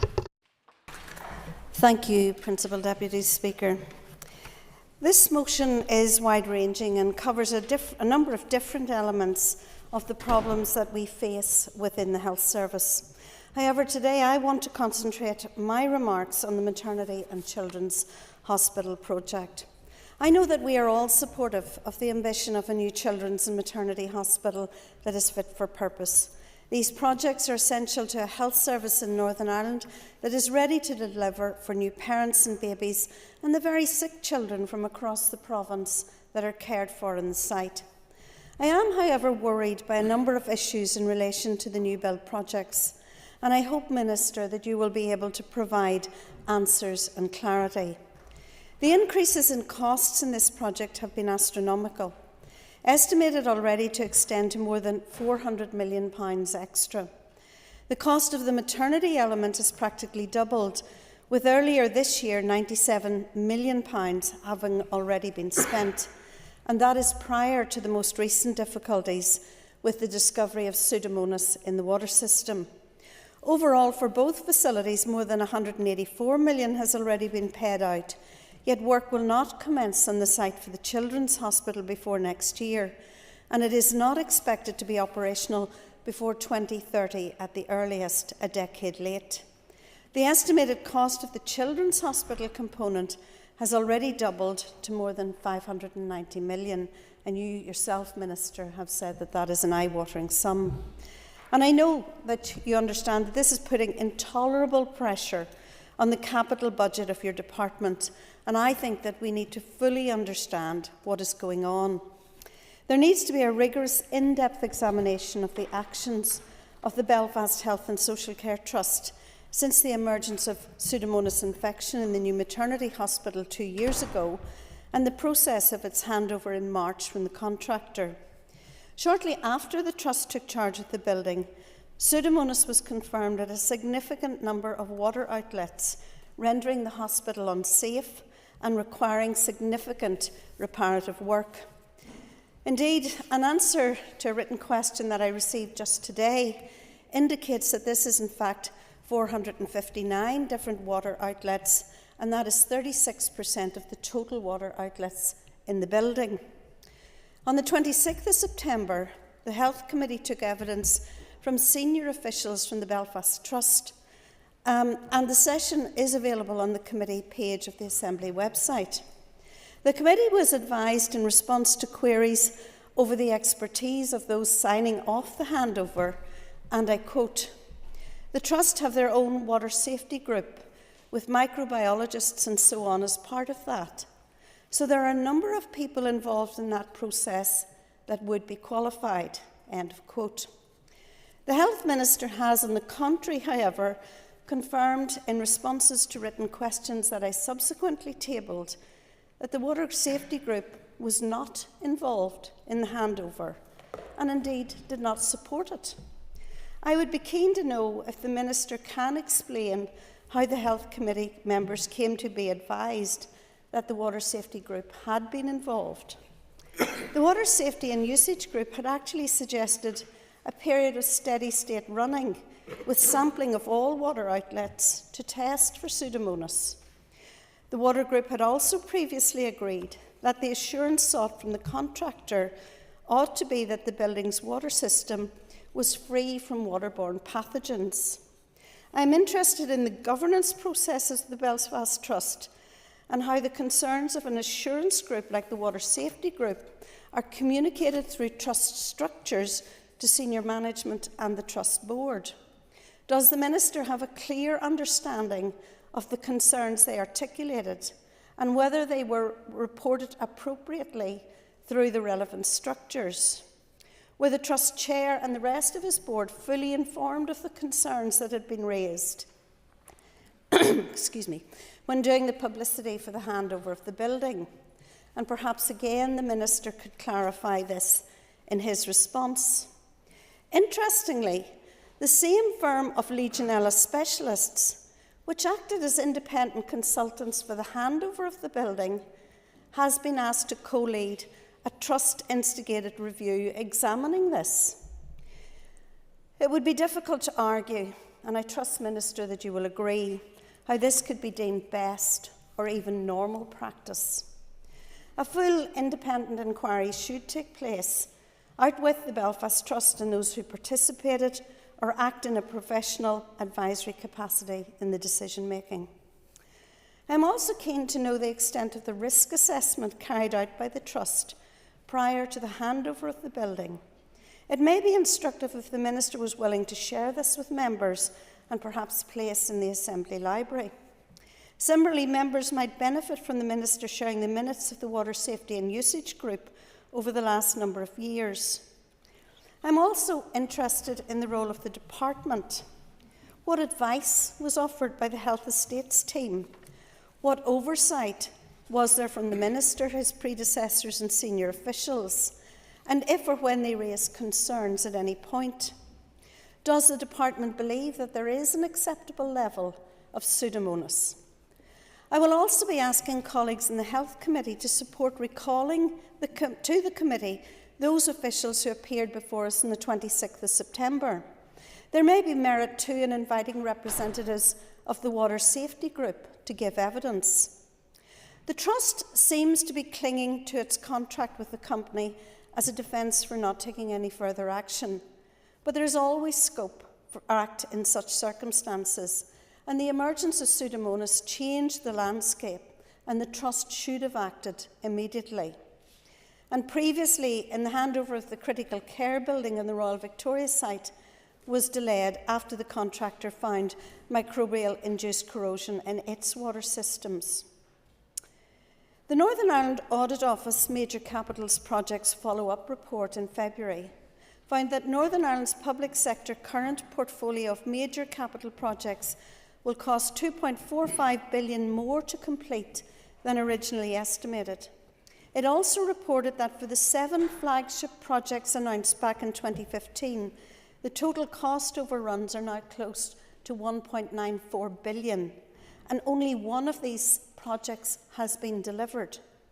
Key decisions on large-scale projects can have very significant consequences, and Northern Ireland cannot afford for them to be handled.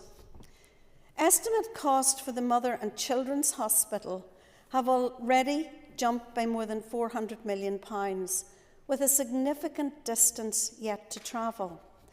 With the new regional children's hospital being embarked upon, it is imperative that Trust ensures that the design of the water system in that facility is absolutely right.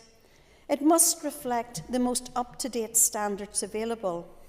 No further contracts should be entered into without every I being dotted and every T crossed. We cannot contemplate any further remedial work to already very expensive facilities, and there is no room for any more mistakes and no appetite for wasting significant further sums on avoidable repairs. Minister, Northern Ireland cannot afford losses in this scale, and I know that you will be vexed by the significance and extent of the problem. But I do think that those accountable who made these decisions around the handover of the contract and the decision to proceed need to be held accountable. And it is long past time that things did change. And you have the opportunity, Minister, to do that through a full, robust inquiry into what happened, so that we do not repeat continuously the mistakes of the past. Thank you. Thank you, Diane. And I call Liz Kimmins. And I rise in support of this motion. But I would like to focus on the essential need for the hospital and the transformative impact it will have on the people of the North. And at its core, this hospital represents more than just bricks and mortar. It is a lifeline for families, a place where children can receive the care they need and where mothers can give birth in a state-of-the-art environment. The people of the North deserve a health service that prioritises them, and this facility is a cornerstone of that commitment. Every day, countless families navigate the challenges of accessing specialist maternity and paediatric care, often facing long waits or travelling outside their communities for treatment. And this new hospital has the potential to change that, offering centralised, world-class facilities equipped to handle complex cases and emergencies under one roof.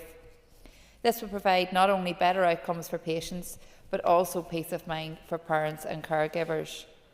Furthermore, investing in a modern maternity and children's hospital will enable our healthcare professionals to work in an environment that supports innovation and best practices. These staff members, who are the backbone of our health service, will benefit from the tools, technology and infrastructure required to deliver the highest standard of care. It is an investment not just in facilities, but in people, patients and providers alike. We should not lose sight of the fact that the hospital is about giving children the best start in life and ensuring mothers can access safe, timely care throughout pregnancy and childbirth. It is about equity in healthcare, ensuring all families, regardless of their circumstances, have access to the support they need when they need it most.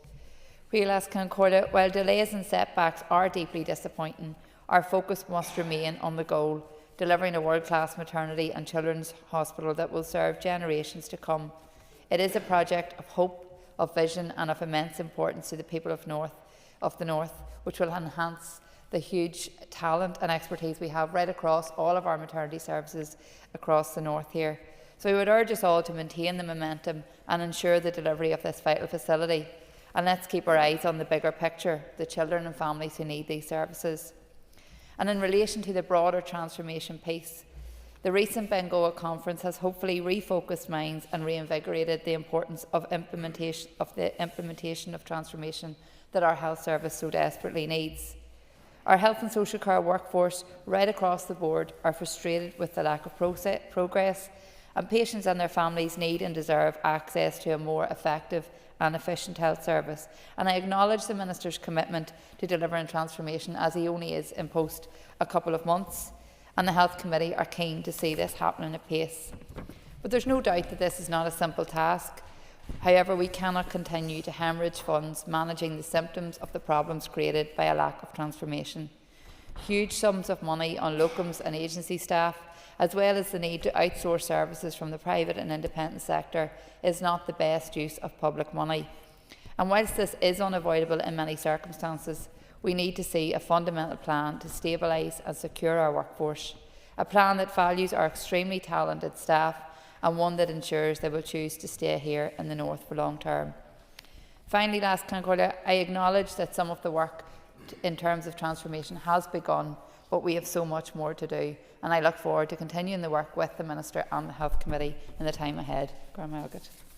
Thank you, Liz. I call Neil McAllister. Thank you, Deputy Principal Speaker. I rise to support the motion from the DUP and my colleague on the Health Committee, and there are a number of aspects in it that I want to speak to today. In particular, I want to draw most of my attention to the Children's Hospital and the Maternity Hospital, like the proposer themselves. But first, there are a few points to highlight, and I don't want to politicise the motion today, but to be fair to the Minister, I am often very critical of the Minister and decisions that they may or may not take within this chamber or outside this chamber. But I am a little frustrated at the wording contained within the motion, particularly because at the time that the Children's Hospital was announced, it was the Health Department was held by the DUP, but also the Finance Department too. And we have had lack of progress in a number of projects because of the merry-go-round that we have of collapse and return of this Assembly and Stormont overall. And I think it's really important to actually help to hold that issue to account, because regardless of who holds the health portfolio, if we have this stop-and-start government, we won't have true transformation of the health service here. So I am willing, and as a party spokesperson on the Health Committee, I am willing to work with the Health Minister when it comes to that issue of transformation. And I recognise that the framework for reconfiguration is being consulted upon, and we will respond to that. And I understand there is a desire from the Minister to avoid that over-politicisation by not including a lot of detail in the reconfiguration. But unfortunately, when you do not include the detail, it's harder to bring people along with you when they do not know what's happening. So I would recommend and hopefully ask the Minister to engage with those on the ground within our hospitals, allied health professionals, our representative bodies, to kind of put a bit more meat on the bones. Now turning to the issue of the maternity hospital, I did look at the written answer from my colleague on the Health Committee regarding the water safety group, and I myself as well was shocked and surprised to hear that there was conflicting evidence given at the Health Committee. So I do support, my party colleague supports recalling the group to the committee to actually hear what are the true facts of the matter. I do also share the issue around the remarks made on the review and who co-leads the review, but I'm not surprised, to be honest, because too often when we have reviews within the health service, it's often those groups or even perhaps individuals who are responsible for some element along the line who inevitably sit in those reviews. We keep coming back to this issue, and accountability needs to actually be held, especially around the issue of structures of that accountability and working with the boards of the individual trusts. So we do support calling them back to the committee. Moving to the overall maternity Hospital, I have been engaging with midwives who have been very excited to actually get this maternity hospital handed over, and much looking forward to the new building, because it does boost staff morale having that new building. So they are also very disappointed, and hopefully we can see movement on that. But we absolutely cannot support any handover of any building where that pseudomonas is still intact. So we support the department and everything that they are doing to tackle that in the first instance. And now moving to the Children's Hospital, myself and my colleague did have a visit with the Children's Hospital, primarily in the emergency department team, and there are some aspects that we noted that really kind of struck us at first, was that they rely on charitable funds, and these charitable funds though get consumed by the Belfast Trust. So one charitable fund in particular was around the use of a facility and a room that parents can be brought into to receive the most devastating news that their child didn't make it. Having to rely on charitable funds at that is a disgrace.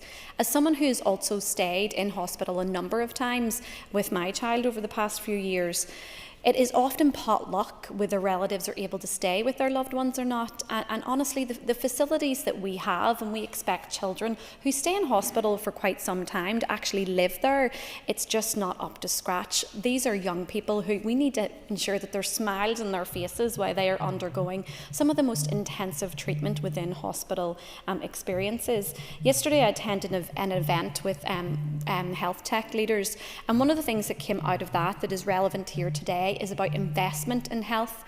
We need to invest in health. We need to not look at it as a cost, but as an investment, because the more we invest in health, then the more we can actually transform the lives of everyone who does not need to actually reach that hospital stage. But when we do have patients who reach the hospital stage, we need to have the service and the staff who can actually facilitate that. Thank you. Thank you, Nuala. I call Doug Beattie.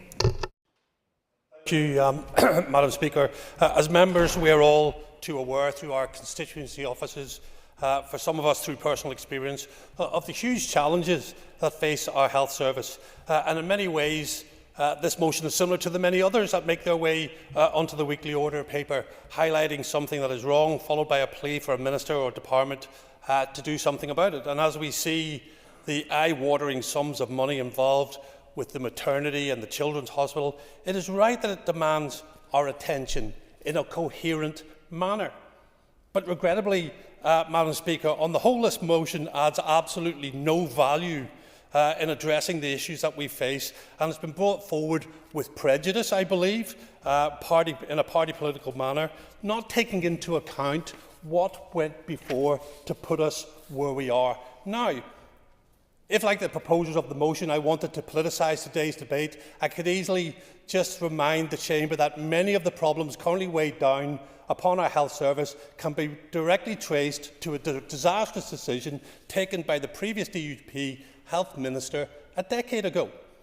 When Northern Ireland should have been taking decisions to plan and proactively prepare for growing demand, we found former DUP's ministers cutting critical training places and supports, pulling money out of long-established waiting list initiatives, and perhaps most damaging of all, deciding to decouple local pay rates to those across the rest of the United Kingdom, believing it was sensible and reasonable to break pay parity for our health workers. The only reaction from the DUP minister was a guilty as charged comment in jest. Truly galling, as it set the conditions to where we find ourselves today.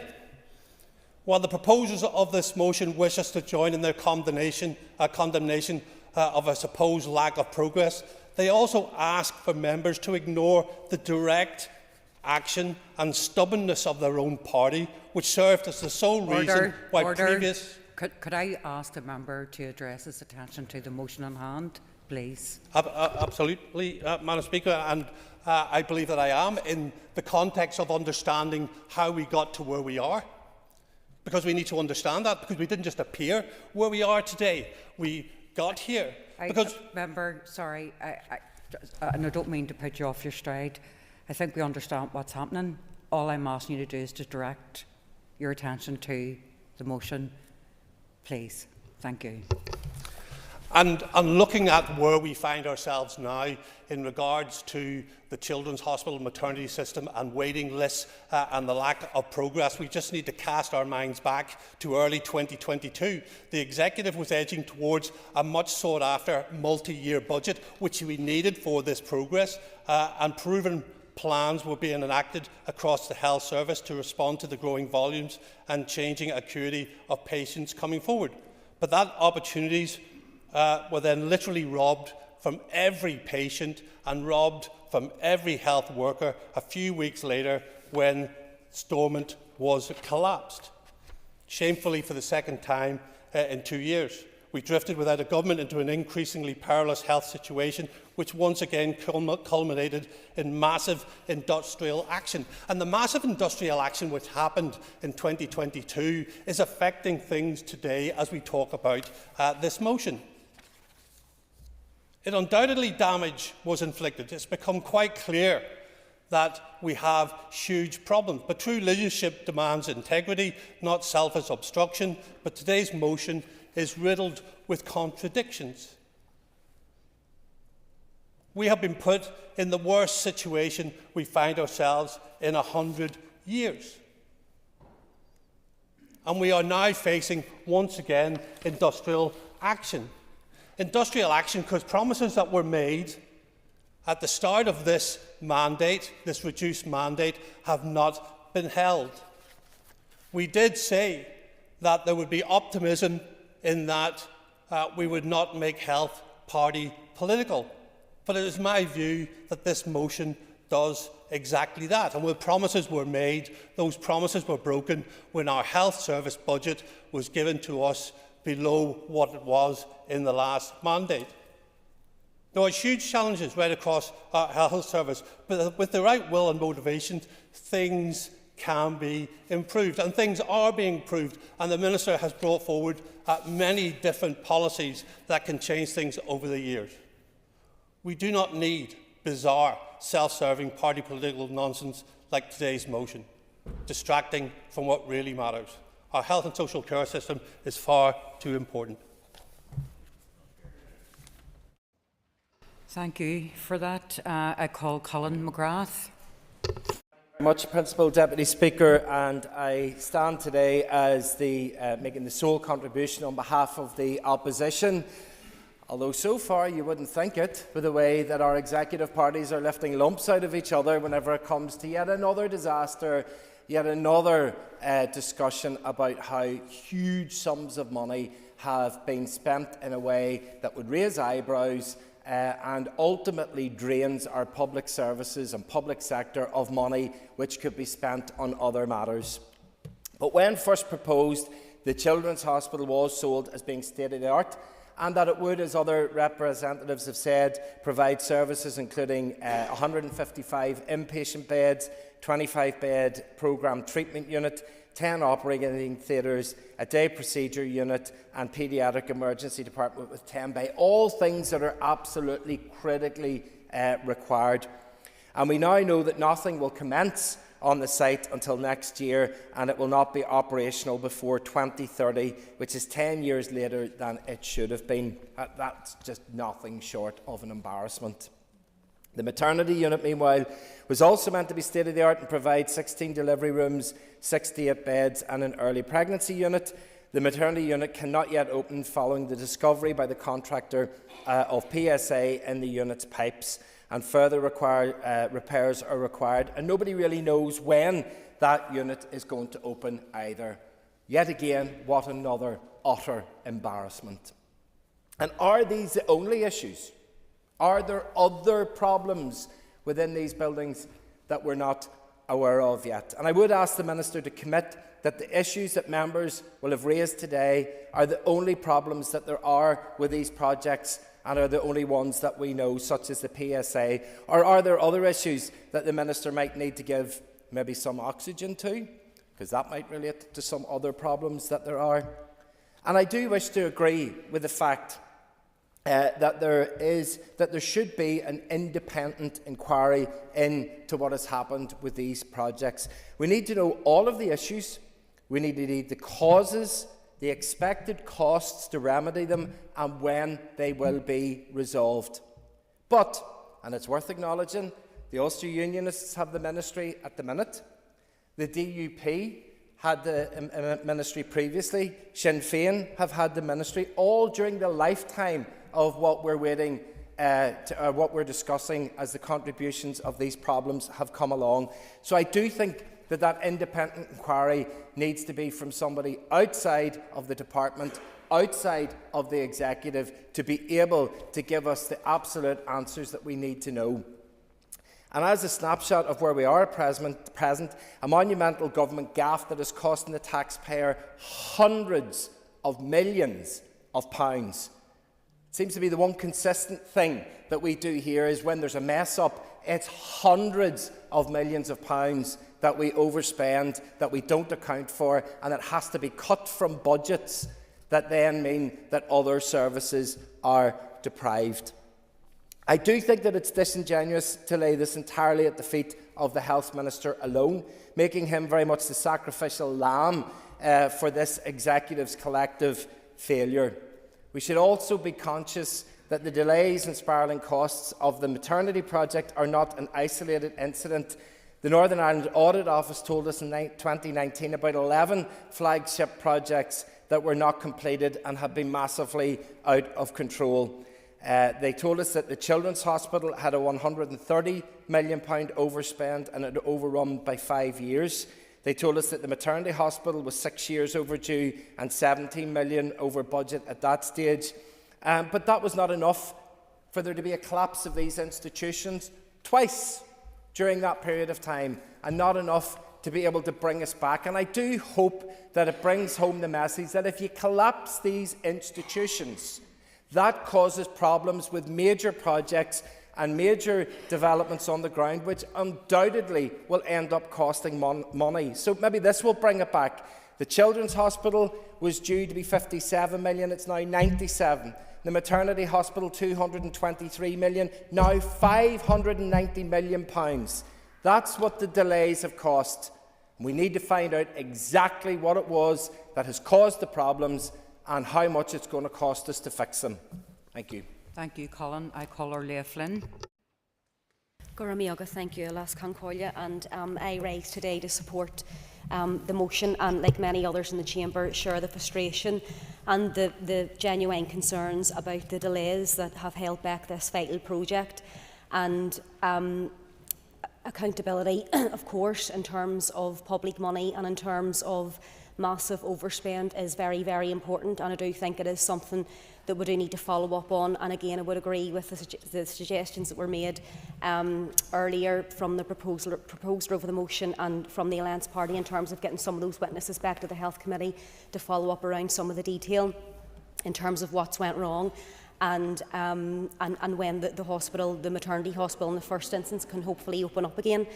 But however, while we must address those challenges, I do also want to take a moment to reflect on what this hospital represents and the incredible potential that it holds.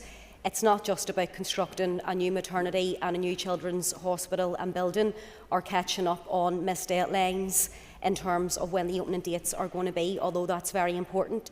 But the longer-term vision and strategy, I suppose, for this building and these buildings is for this hospital to have the power to transform how we care for families, mothers and children across the north. And it will do so in a place that truly embodies care, community and compassion. When the hospital is completed, the maternity and the children's hospitals, it won't just be new facilities. It will be a lifeline for so many new mothers, new babies, young, very sick children and their families. And just imagine a young child feeling scared and anxious about their treatment, walking into a new space that feels welcoming and not clinical.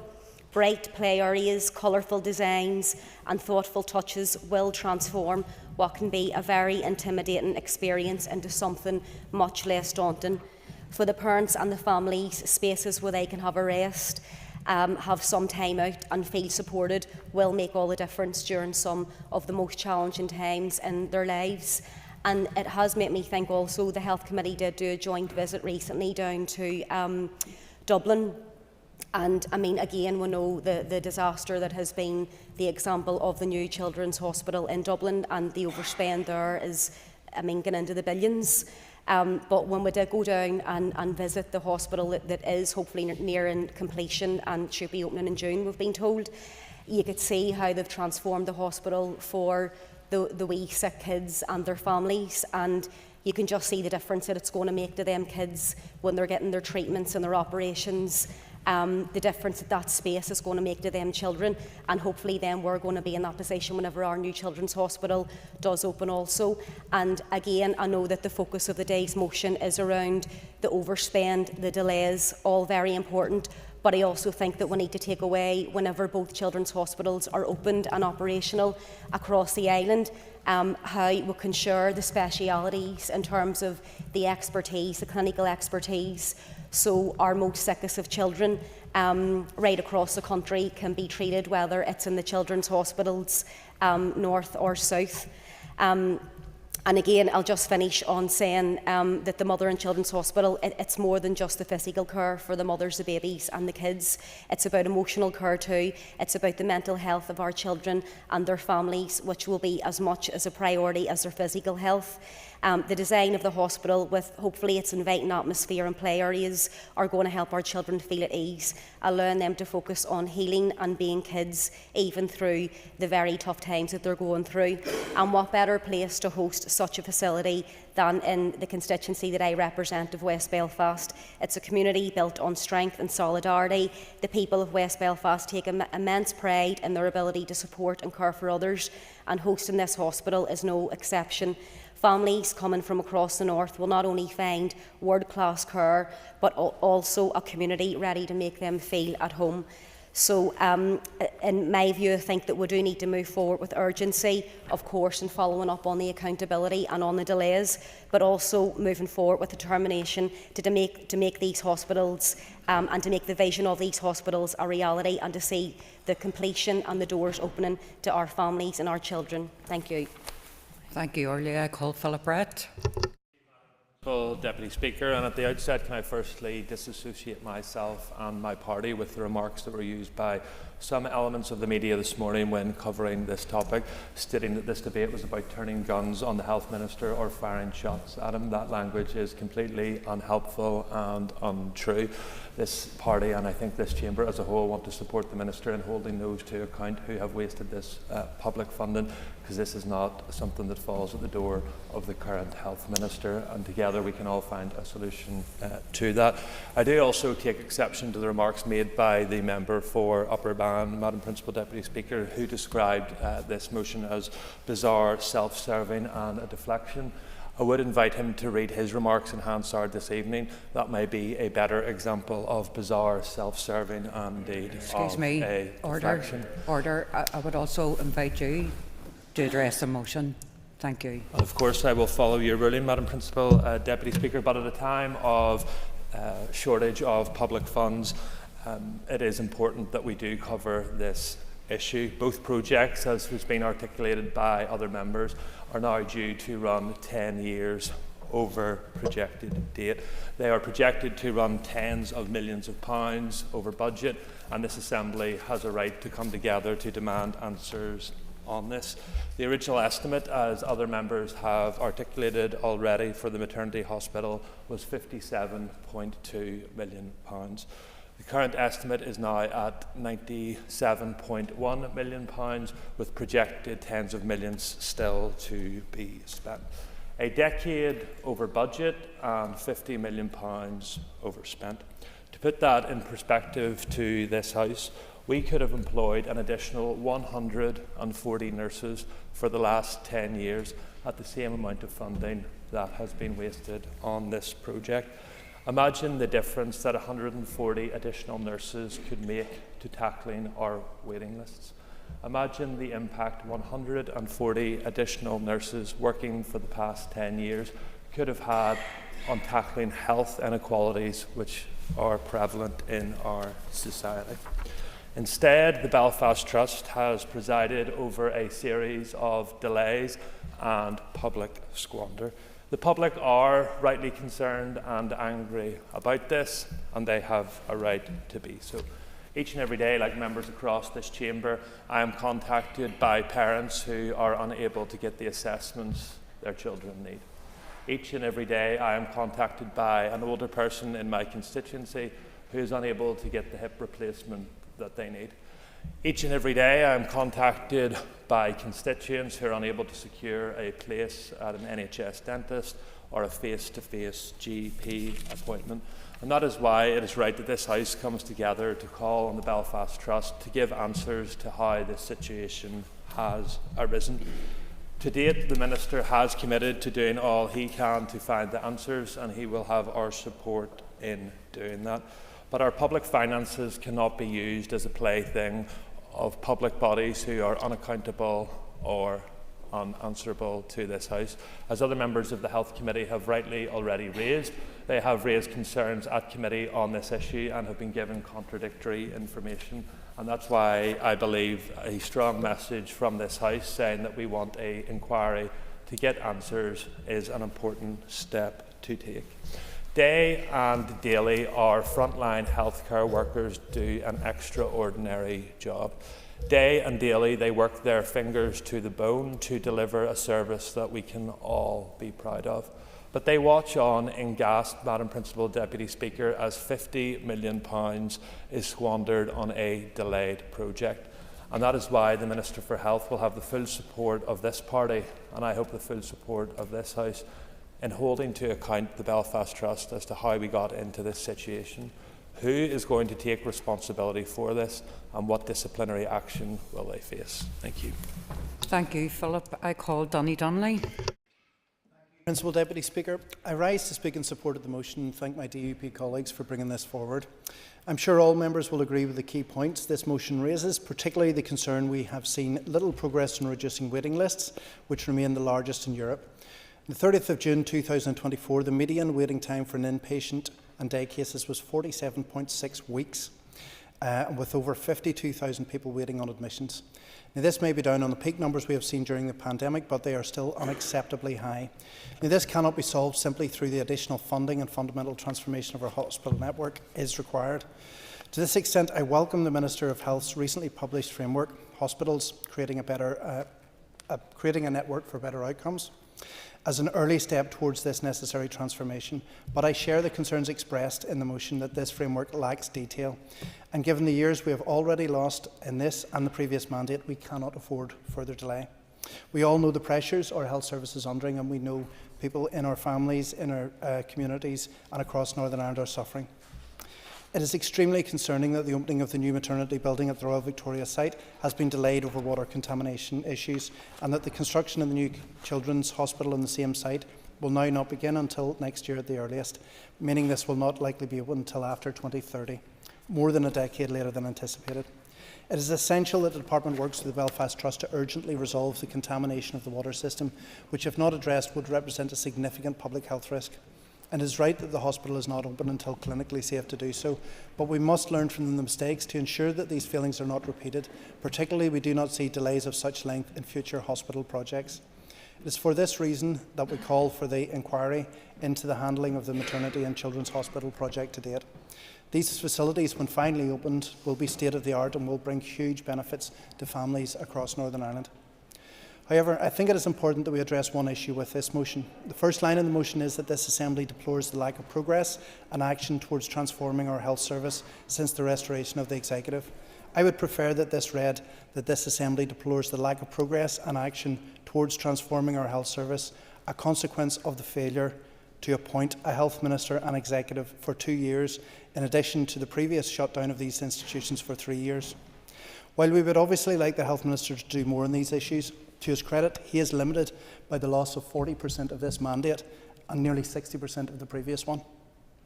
I would ask the proposers of this motion to consider the damage done by their previous boycott of the Assembly and the Executive and commit to reforming these institutions to ensure that one party cannot walk away again and leave our health service without any leadership.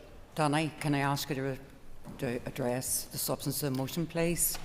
The costs have been mentioned and they have spiralled out of control. There are clearly very serious questions about the processes in which water infrastructure are checked and cleared prior to handover to the trusts. We need to understand how this process works, and it is right that the Health Committee get the opportunity to re-examine and question those involved. We in Alliance are happy to support this motion and encourage the Health Minister to prioritise the completion of the Maternity and Children's Hospital project and to do what he can to resolve the water problems at the site to ensure this completion. Thank you. Thank you, Danny. I call Alan Chambers. Deputy Speaker, I have to say that this is a motion that is not only dripping in hypocrisy in most parts, but also demonstrates a certain lack of self-awareness by the proposers. The phrase hurler in the ditch springs to mind. Some in the chamber will know what that phrase means. If the proposers of the motion don't know its meaning, they could Google it and reflect on whether parts of this motion qualifies them for the title. I cannot see one positive suggestion within the motion that offers alternative solutions. It is not a helpful motion. I read it as being in the most part an example of a piece of political point scoring that does a major disservice to those trying to move our health service forward. I can understand why our dedicated health staff, working hard to deliver better services every working day, could view parts of this motion as a slap across the face. Transformation will not happen at pace if the morale of health staff, particularly around pay settlements, results in disastrous industrial action this winter. This motion will do nothing to prevent industrial action during the winter pressures. I will conclude, Madam Deputy Speaker, by saying with respect that anyone who supports this motion in its totality will simply be swelling the ranks of the hurlers in the ditch. And what we need going forward is the collective approach referenced by the Deputy First Minister at question time yesterday. This is not the type of motion that will encourage those of us who genuinely care about the health of our population to come together to work in common cause. Thank you to Deputy Principal Speaker. Thank you, Alan. I call Jerry Carroll. Speaker, I think it's worth reminding people in this debate that this executive have overseen the outsourcing of healthcare to the private sector and the spending of millions on expensive agency and locum services. The executive handed back £92 million in unspent money to the Treasury, and this is almost identical to the projected final cost of the maternity hospital. Professor Renfrew's report on midwifery services talks about the need for radical system-wide change, and radical system-wide change is needed not only for maternity services but for our whole health and social care system in its totality, but not to secure or serve rather the project of counting pennies and budget cuts, but a change that must start with our workers, those who deliver and support transformative, life-saving care in hospitals and the community at its heart. They deliver high-quality care despite the cards being stacked against them in a crumbling health and social care system damaged by decades of underinvestment. Ultimately, we won't be able to tackle waiting lists, Deputy Speaker, or make our health and social care services truly sustainable until we start treating our workers fairly. It's not fair that healthcare workers are forced to beg for basic pay parity once again, despite being promised by politicians in this building that they'd sort it out. It's not fair that healthcare workers clock into shifts with dangerously unsafe staffing levels day after day after day. They can't deliver high-quality care until we make our health and social care system a rewarding and safe environment in which to work. The solution, therefore, Deputy Speaker, to our workforce recruitment and retention crisis is not to reconfigure our hospitals in the name of transformation. Quite often, usually this means shutting down services and units, leaving patients unable to access basic health care in their local community. Executive parties frequently talk about the need to make difficult decisions when it comes to reconfiguration of primary care, without consideration of the wider socio-economic context or the impact on patients. Members of the Health Committee recently heard that patients in the Western Trust are missing scheduled appointments for surgery because they can't afford the cost of travel or taking unpaid time off from work. I would remind people who advocate for the closure under the guise of transformation or reconfiguration to heed this point and to maybe think twice about their proposals for our health service. Executive parties, Deputy Speaker, also talk about the need for investment in early intervention and prevention, as well as community care, but instead trusts are being encouraged to make efficiency savings, complete doublespeak from departments and executive ministers. People are told that reform and transformation is not about saving money, but this is what it looks like to many patients and workers, and certainly to me as well. So, Deputy Speaker, the solution to our recruitment and retention crisis lies in recognising the value of the workforce, paying workers properly, giving them fair terms and conditions, and stopping the tide of privatisation by ending the reliance on agencies. And it's time to get on with the job at hand and finish the maternity and children's hospitals. Thank you. Thank you, Jerry. I now call on the Minister of Health to respond to the debate. And Minister, just to advise you have 15 minutes. Thank you, Principal Deputy Speaker. I should say at the outset I have much more than 15 minutes worth of comment, so it is very unlikely I will take any interventions. But as ever, always happy to come to the Chamber to debate healthcare, even when the motion is as self-serving and, frankly, in part offensive as this one. The irony klaxon is sounding loud and clear, as it does every time members denounce the consequences of their own decisions. The motion encourages the Assembly to deplore the supposed lack of progress and action towards transformation, yet it fails to even acknowledge the enormous harm to our health service through the extensive, self-inflicted political stalemate that immediately preceded it.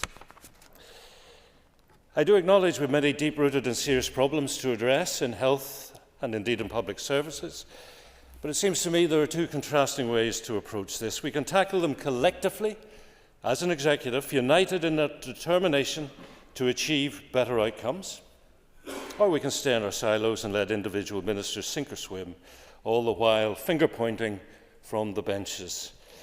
It would seem some in this House would prefer a third way, maintaining a pretence of joined-up government with occasional photo calls and warm-sounding words, and yet on the floor of the House and in news releases and other statements we see the actual reality, as the spokesman for the opposition made clear. I can point out some members are happy to vote through wholly inadequate health budgets, while at the same time demanding in almost the same breath more health spending in key areas or in their constituencies.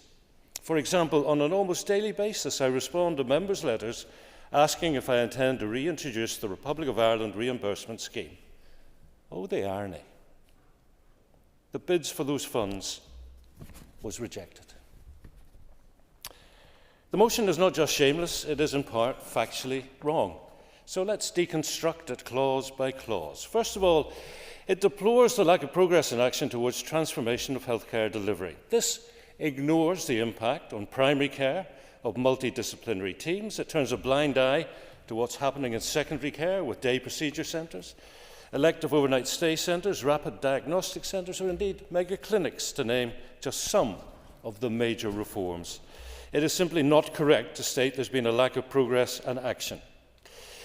Then there's the old chestnut that health absorbs so much of the block grant, as if the movers of the motion expect the HSE system should handle demographic change, growing demand for care, increased acuity, and chronic and persistent underinvestment without recourse to additional funds. And on the question of underfunding, I've heard Mrs Dodds use the word obscene to describe aspects of the health service. Principal Deputy Speaker, the first time I heard obscene used in connection with health was when her former party leader and First Minister, Peter Robinson, used the word in February 2011 when he said it was obscene of the then Health Minister, Michael McGimpsey, to call out the gap in the then health budget. And of course, Michael was right, and I wouldn't be the only one to argue that underfunding at that point was the start of the problems we have today. Now, here's where the motion lacks a little logic. In the negotiations with the UK government that led to the restoration of devolution, the DUP made much, repeatedly, of the fact they successfully argued the block grants should be based on assessed need rather than on a simplistic headcount. And they singled out Gavin Robinson MP as the person who led that argument. Yet when it comes to delivering health care, Assessed need goes out the window, and the DUP revert to a simplistic cry that health gets over half the money.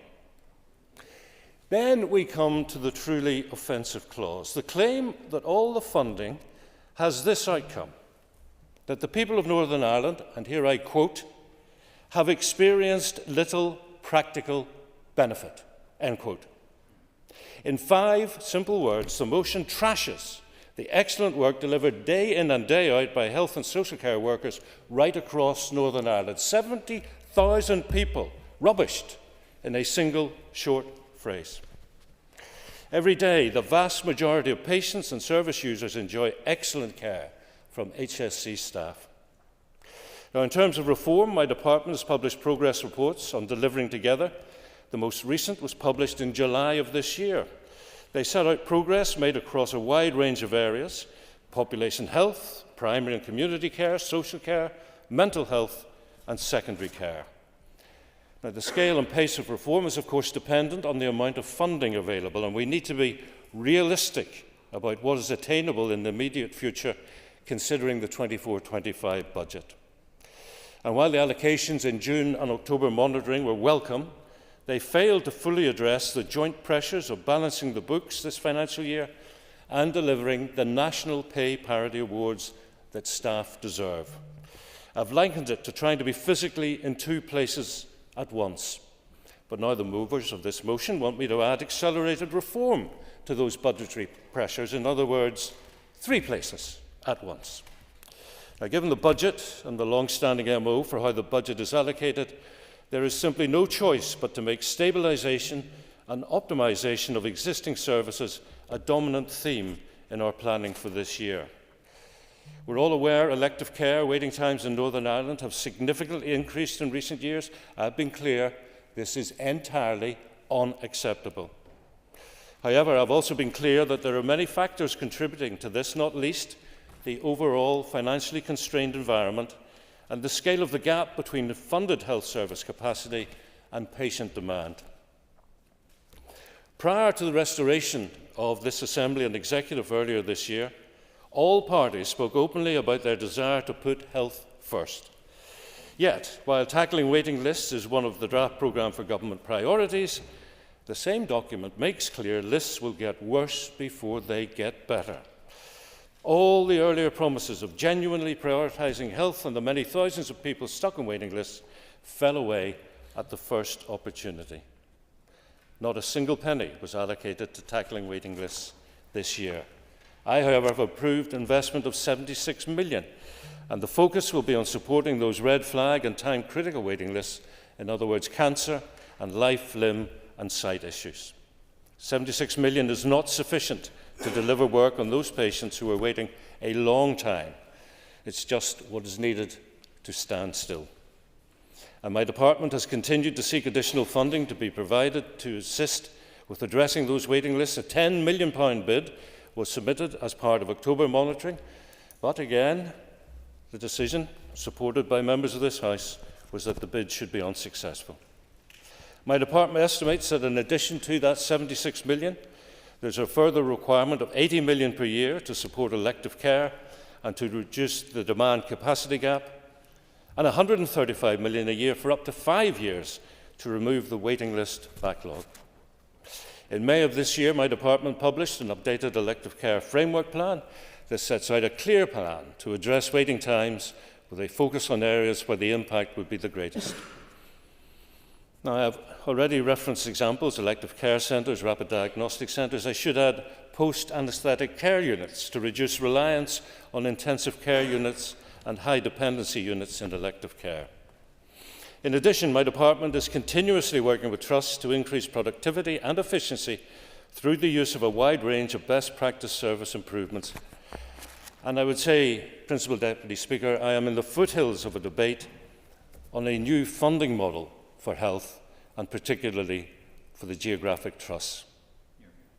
I said in my first remarks to the Chamber I wouldn't criticise any former health minister because I didn't think it would improve the health outcome of a single patient or service user, and I stick with that promise. But I equally believe that more radical reform is required and should have come before now. But such realities don't sit easily with the political motivations of this motion, so I'm not surprised to see they haven't been reflected within it. The Department has also launched a public consultation on hospitals creating a network for better outcomes. The document aims to describe our hospital system and provide a strategic context for future hospital reconfiguration. At its heart, this work is about how we can improve sustainability of hospital services and ultimately provide an assurance that none of our acute hospitals will close. The framework is underpinned by a number of existing service reviews and strategies. These were clinician-led and developed in partnership with those who use the services. Well, I recall Mrs. Dodds describing the document as underwhelming. I could return the sentiment in terms of her discharge of her statutory duty as defined in the Northern Ireland Act 1998, Section 29, Clause 1A2, which requires any member of the statutory committee to, quote, advise and assist me. I'm not sure if deploring me is advice or if it's assistance. I'm now going to turn to the part of the motion touching upon the Maternity and Children's Hospital project to date. And let me be clear. Let me be very clear, Principal Deputy Speaker. I am deeply, deeply, deeply uncomfortable with what has happened. The public purse deserves much better. And speaking frankly, I've called a number of very challenging discussions about what has happened and about the best way forward. And those discussions will continue. In fact, there was a very tense meeting in the department early this morning. I want to know how all this happened, what went wrong, what was done, what was not done, whether alternative actions were available, discussed and actioned, and importantly, the Belfast Trust needs to determine what needs to happen next to put all this right. And of course, there are wider issues.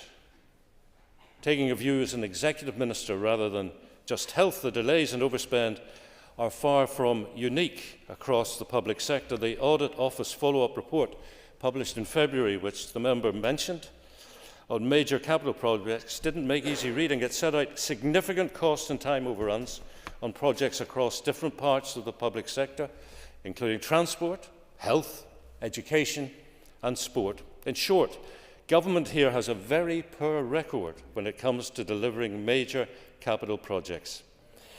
And I want the Executive to address this collectively, to look again at previous recommendations from the Public Accounts Committee. That includes examining again the case for a single Northern Ireland oversight body with responsibility for central monitoring of major capital projects. And I've written to the First Minister and the Deputy First Minister, encouraging them to give a fresh consideration to that proposal.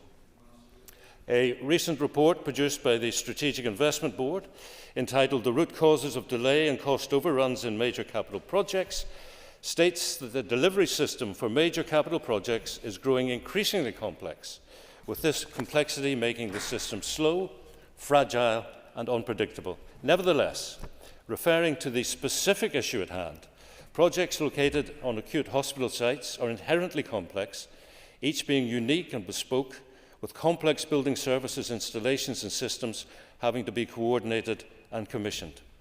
In addition, the projects making up the overall Maternity and Children's Flagship project are interdependent, with the delay on one enabling project having a consequent impact on subsequent projects. To date, the Maternity and Children's Flagship project has delivered the completed new maternity building, Phase B1, and associated enabling works, the office and logistics building, known as non-clinical support, Bostock House demolition, and a series of demolitions and site clearance enabling contracts, ducts and complex services on which the overall flagship project is dependent.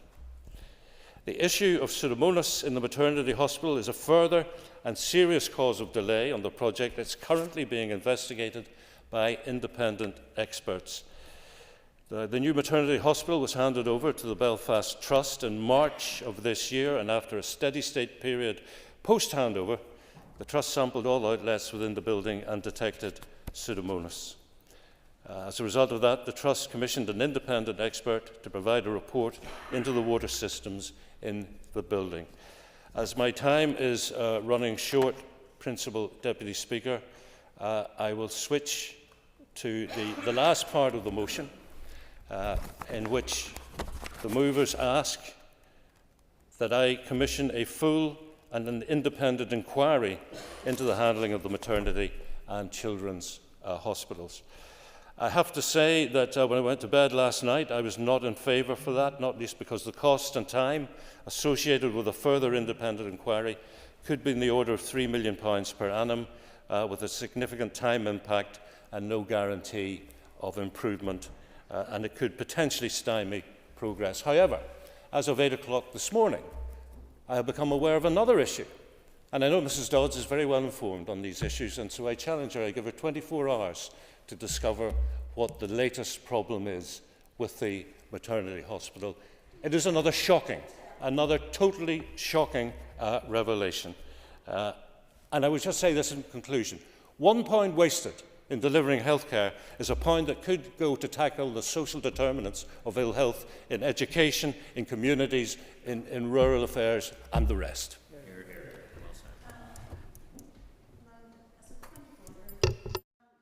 I appreciate that the Minister is maybe upset by the motion, but I do think that if he indicates that there is another problem in the context of this debate, he should share that information with the House. So I'm going to refer your point of order to the speakers, and I'm also going to encourage the Minister, if he has any information, he can certainly bring it forward to the Health Scrutiny Committee. That's the proper channel. So what I'm going to do now is I'm going to suspend the sitting until 2 o'clock. The first item of business and the first person to be called will be Alan Robinson, because he has 10 minutes to wind on the motion and we haven't got 10 minutes left. And I suspect this is going to go to a vote, which is going to continue into the suspension. So I think we all should suspend. So the sitting is by leave suspended.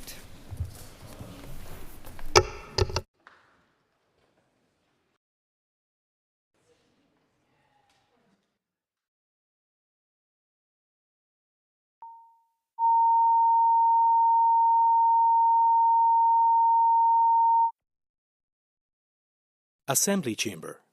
Sound.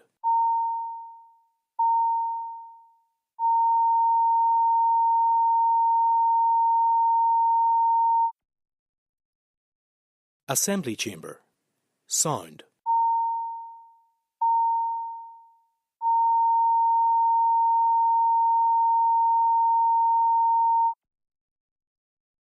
Assembly Chamber. Sound. Assembly Chamber.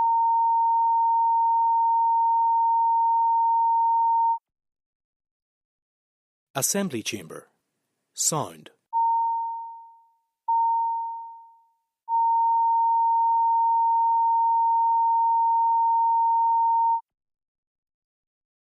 Assembly Chamber. Sound.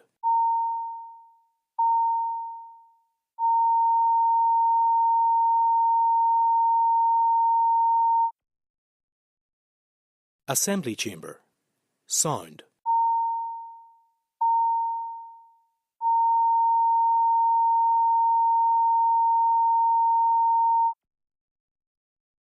Assembly Chamber. Sound.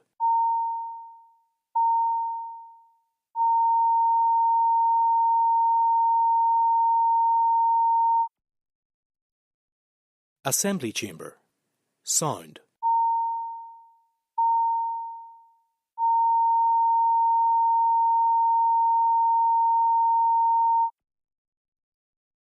Assembly Chamber. Sound.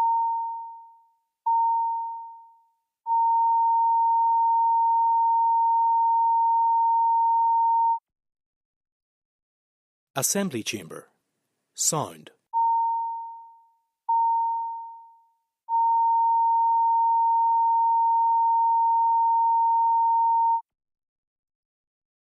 Assembly Chamber. Sound.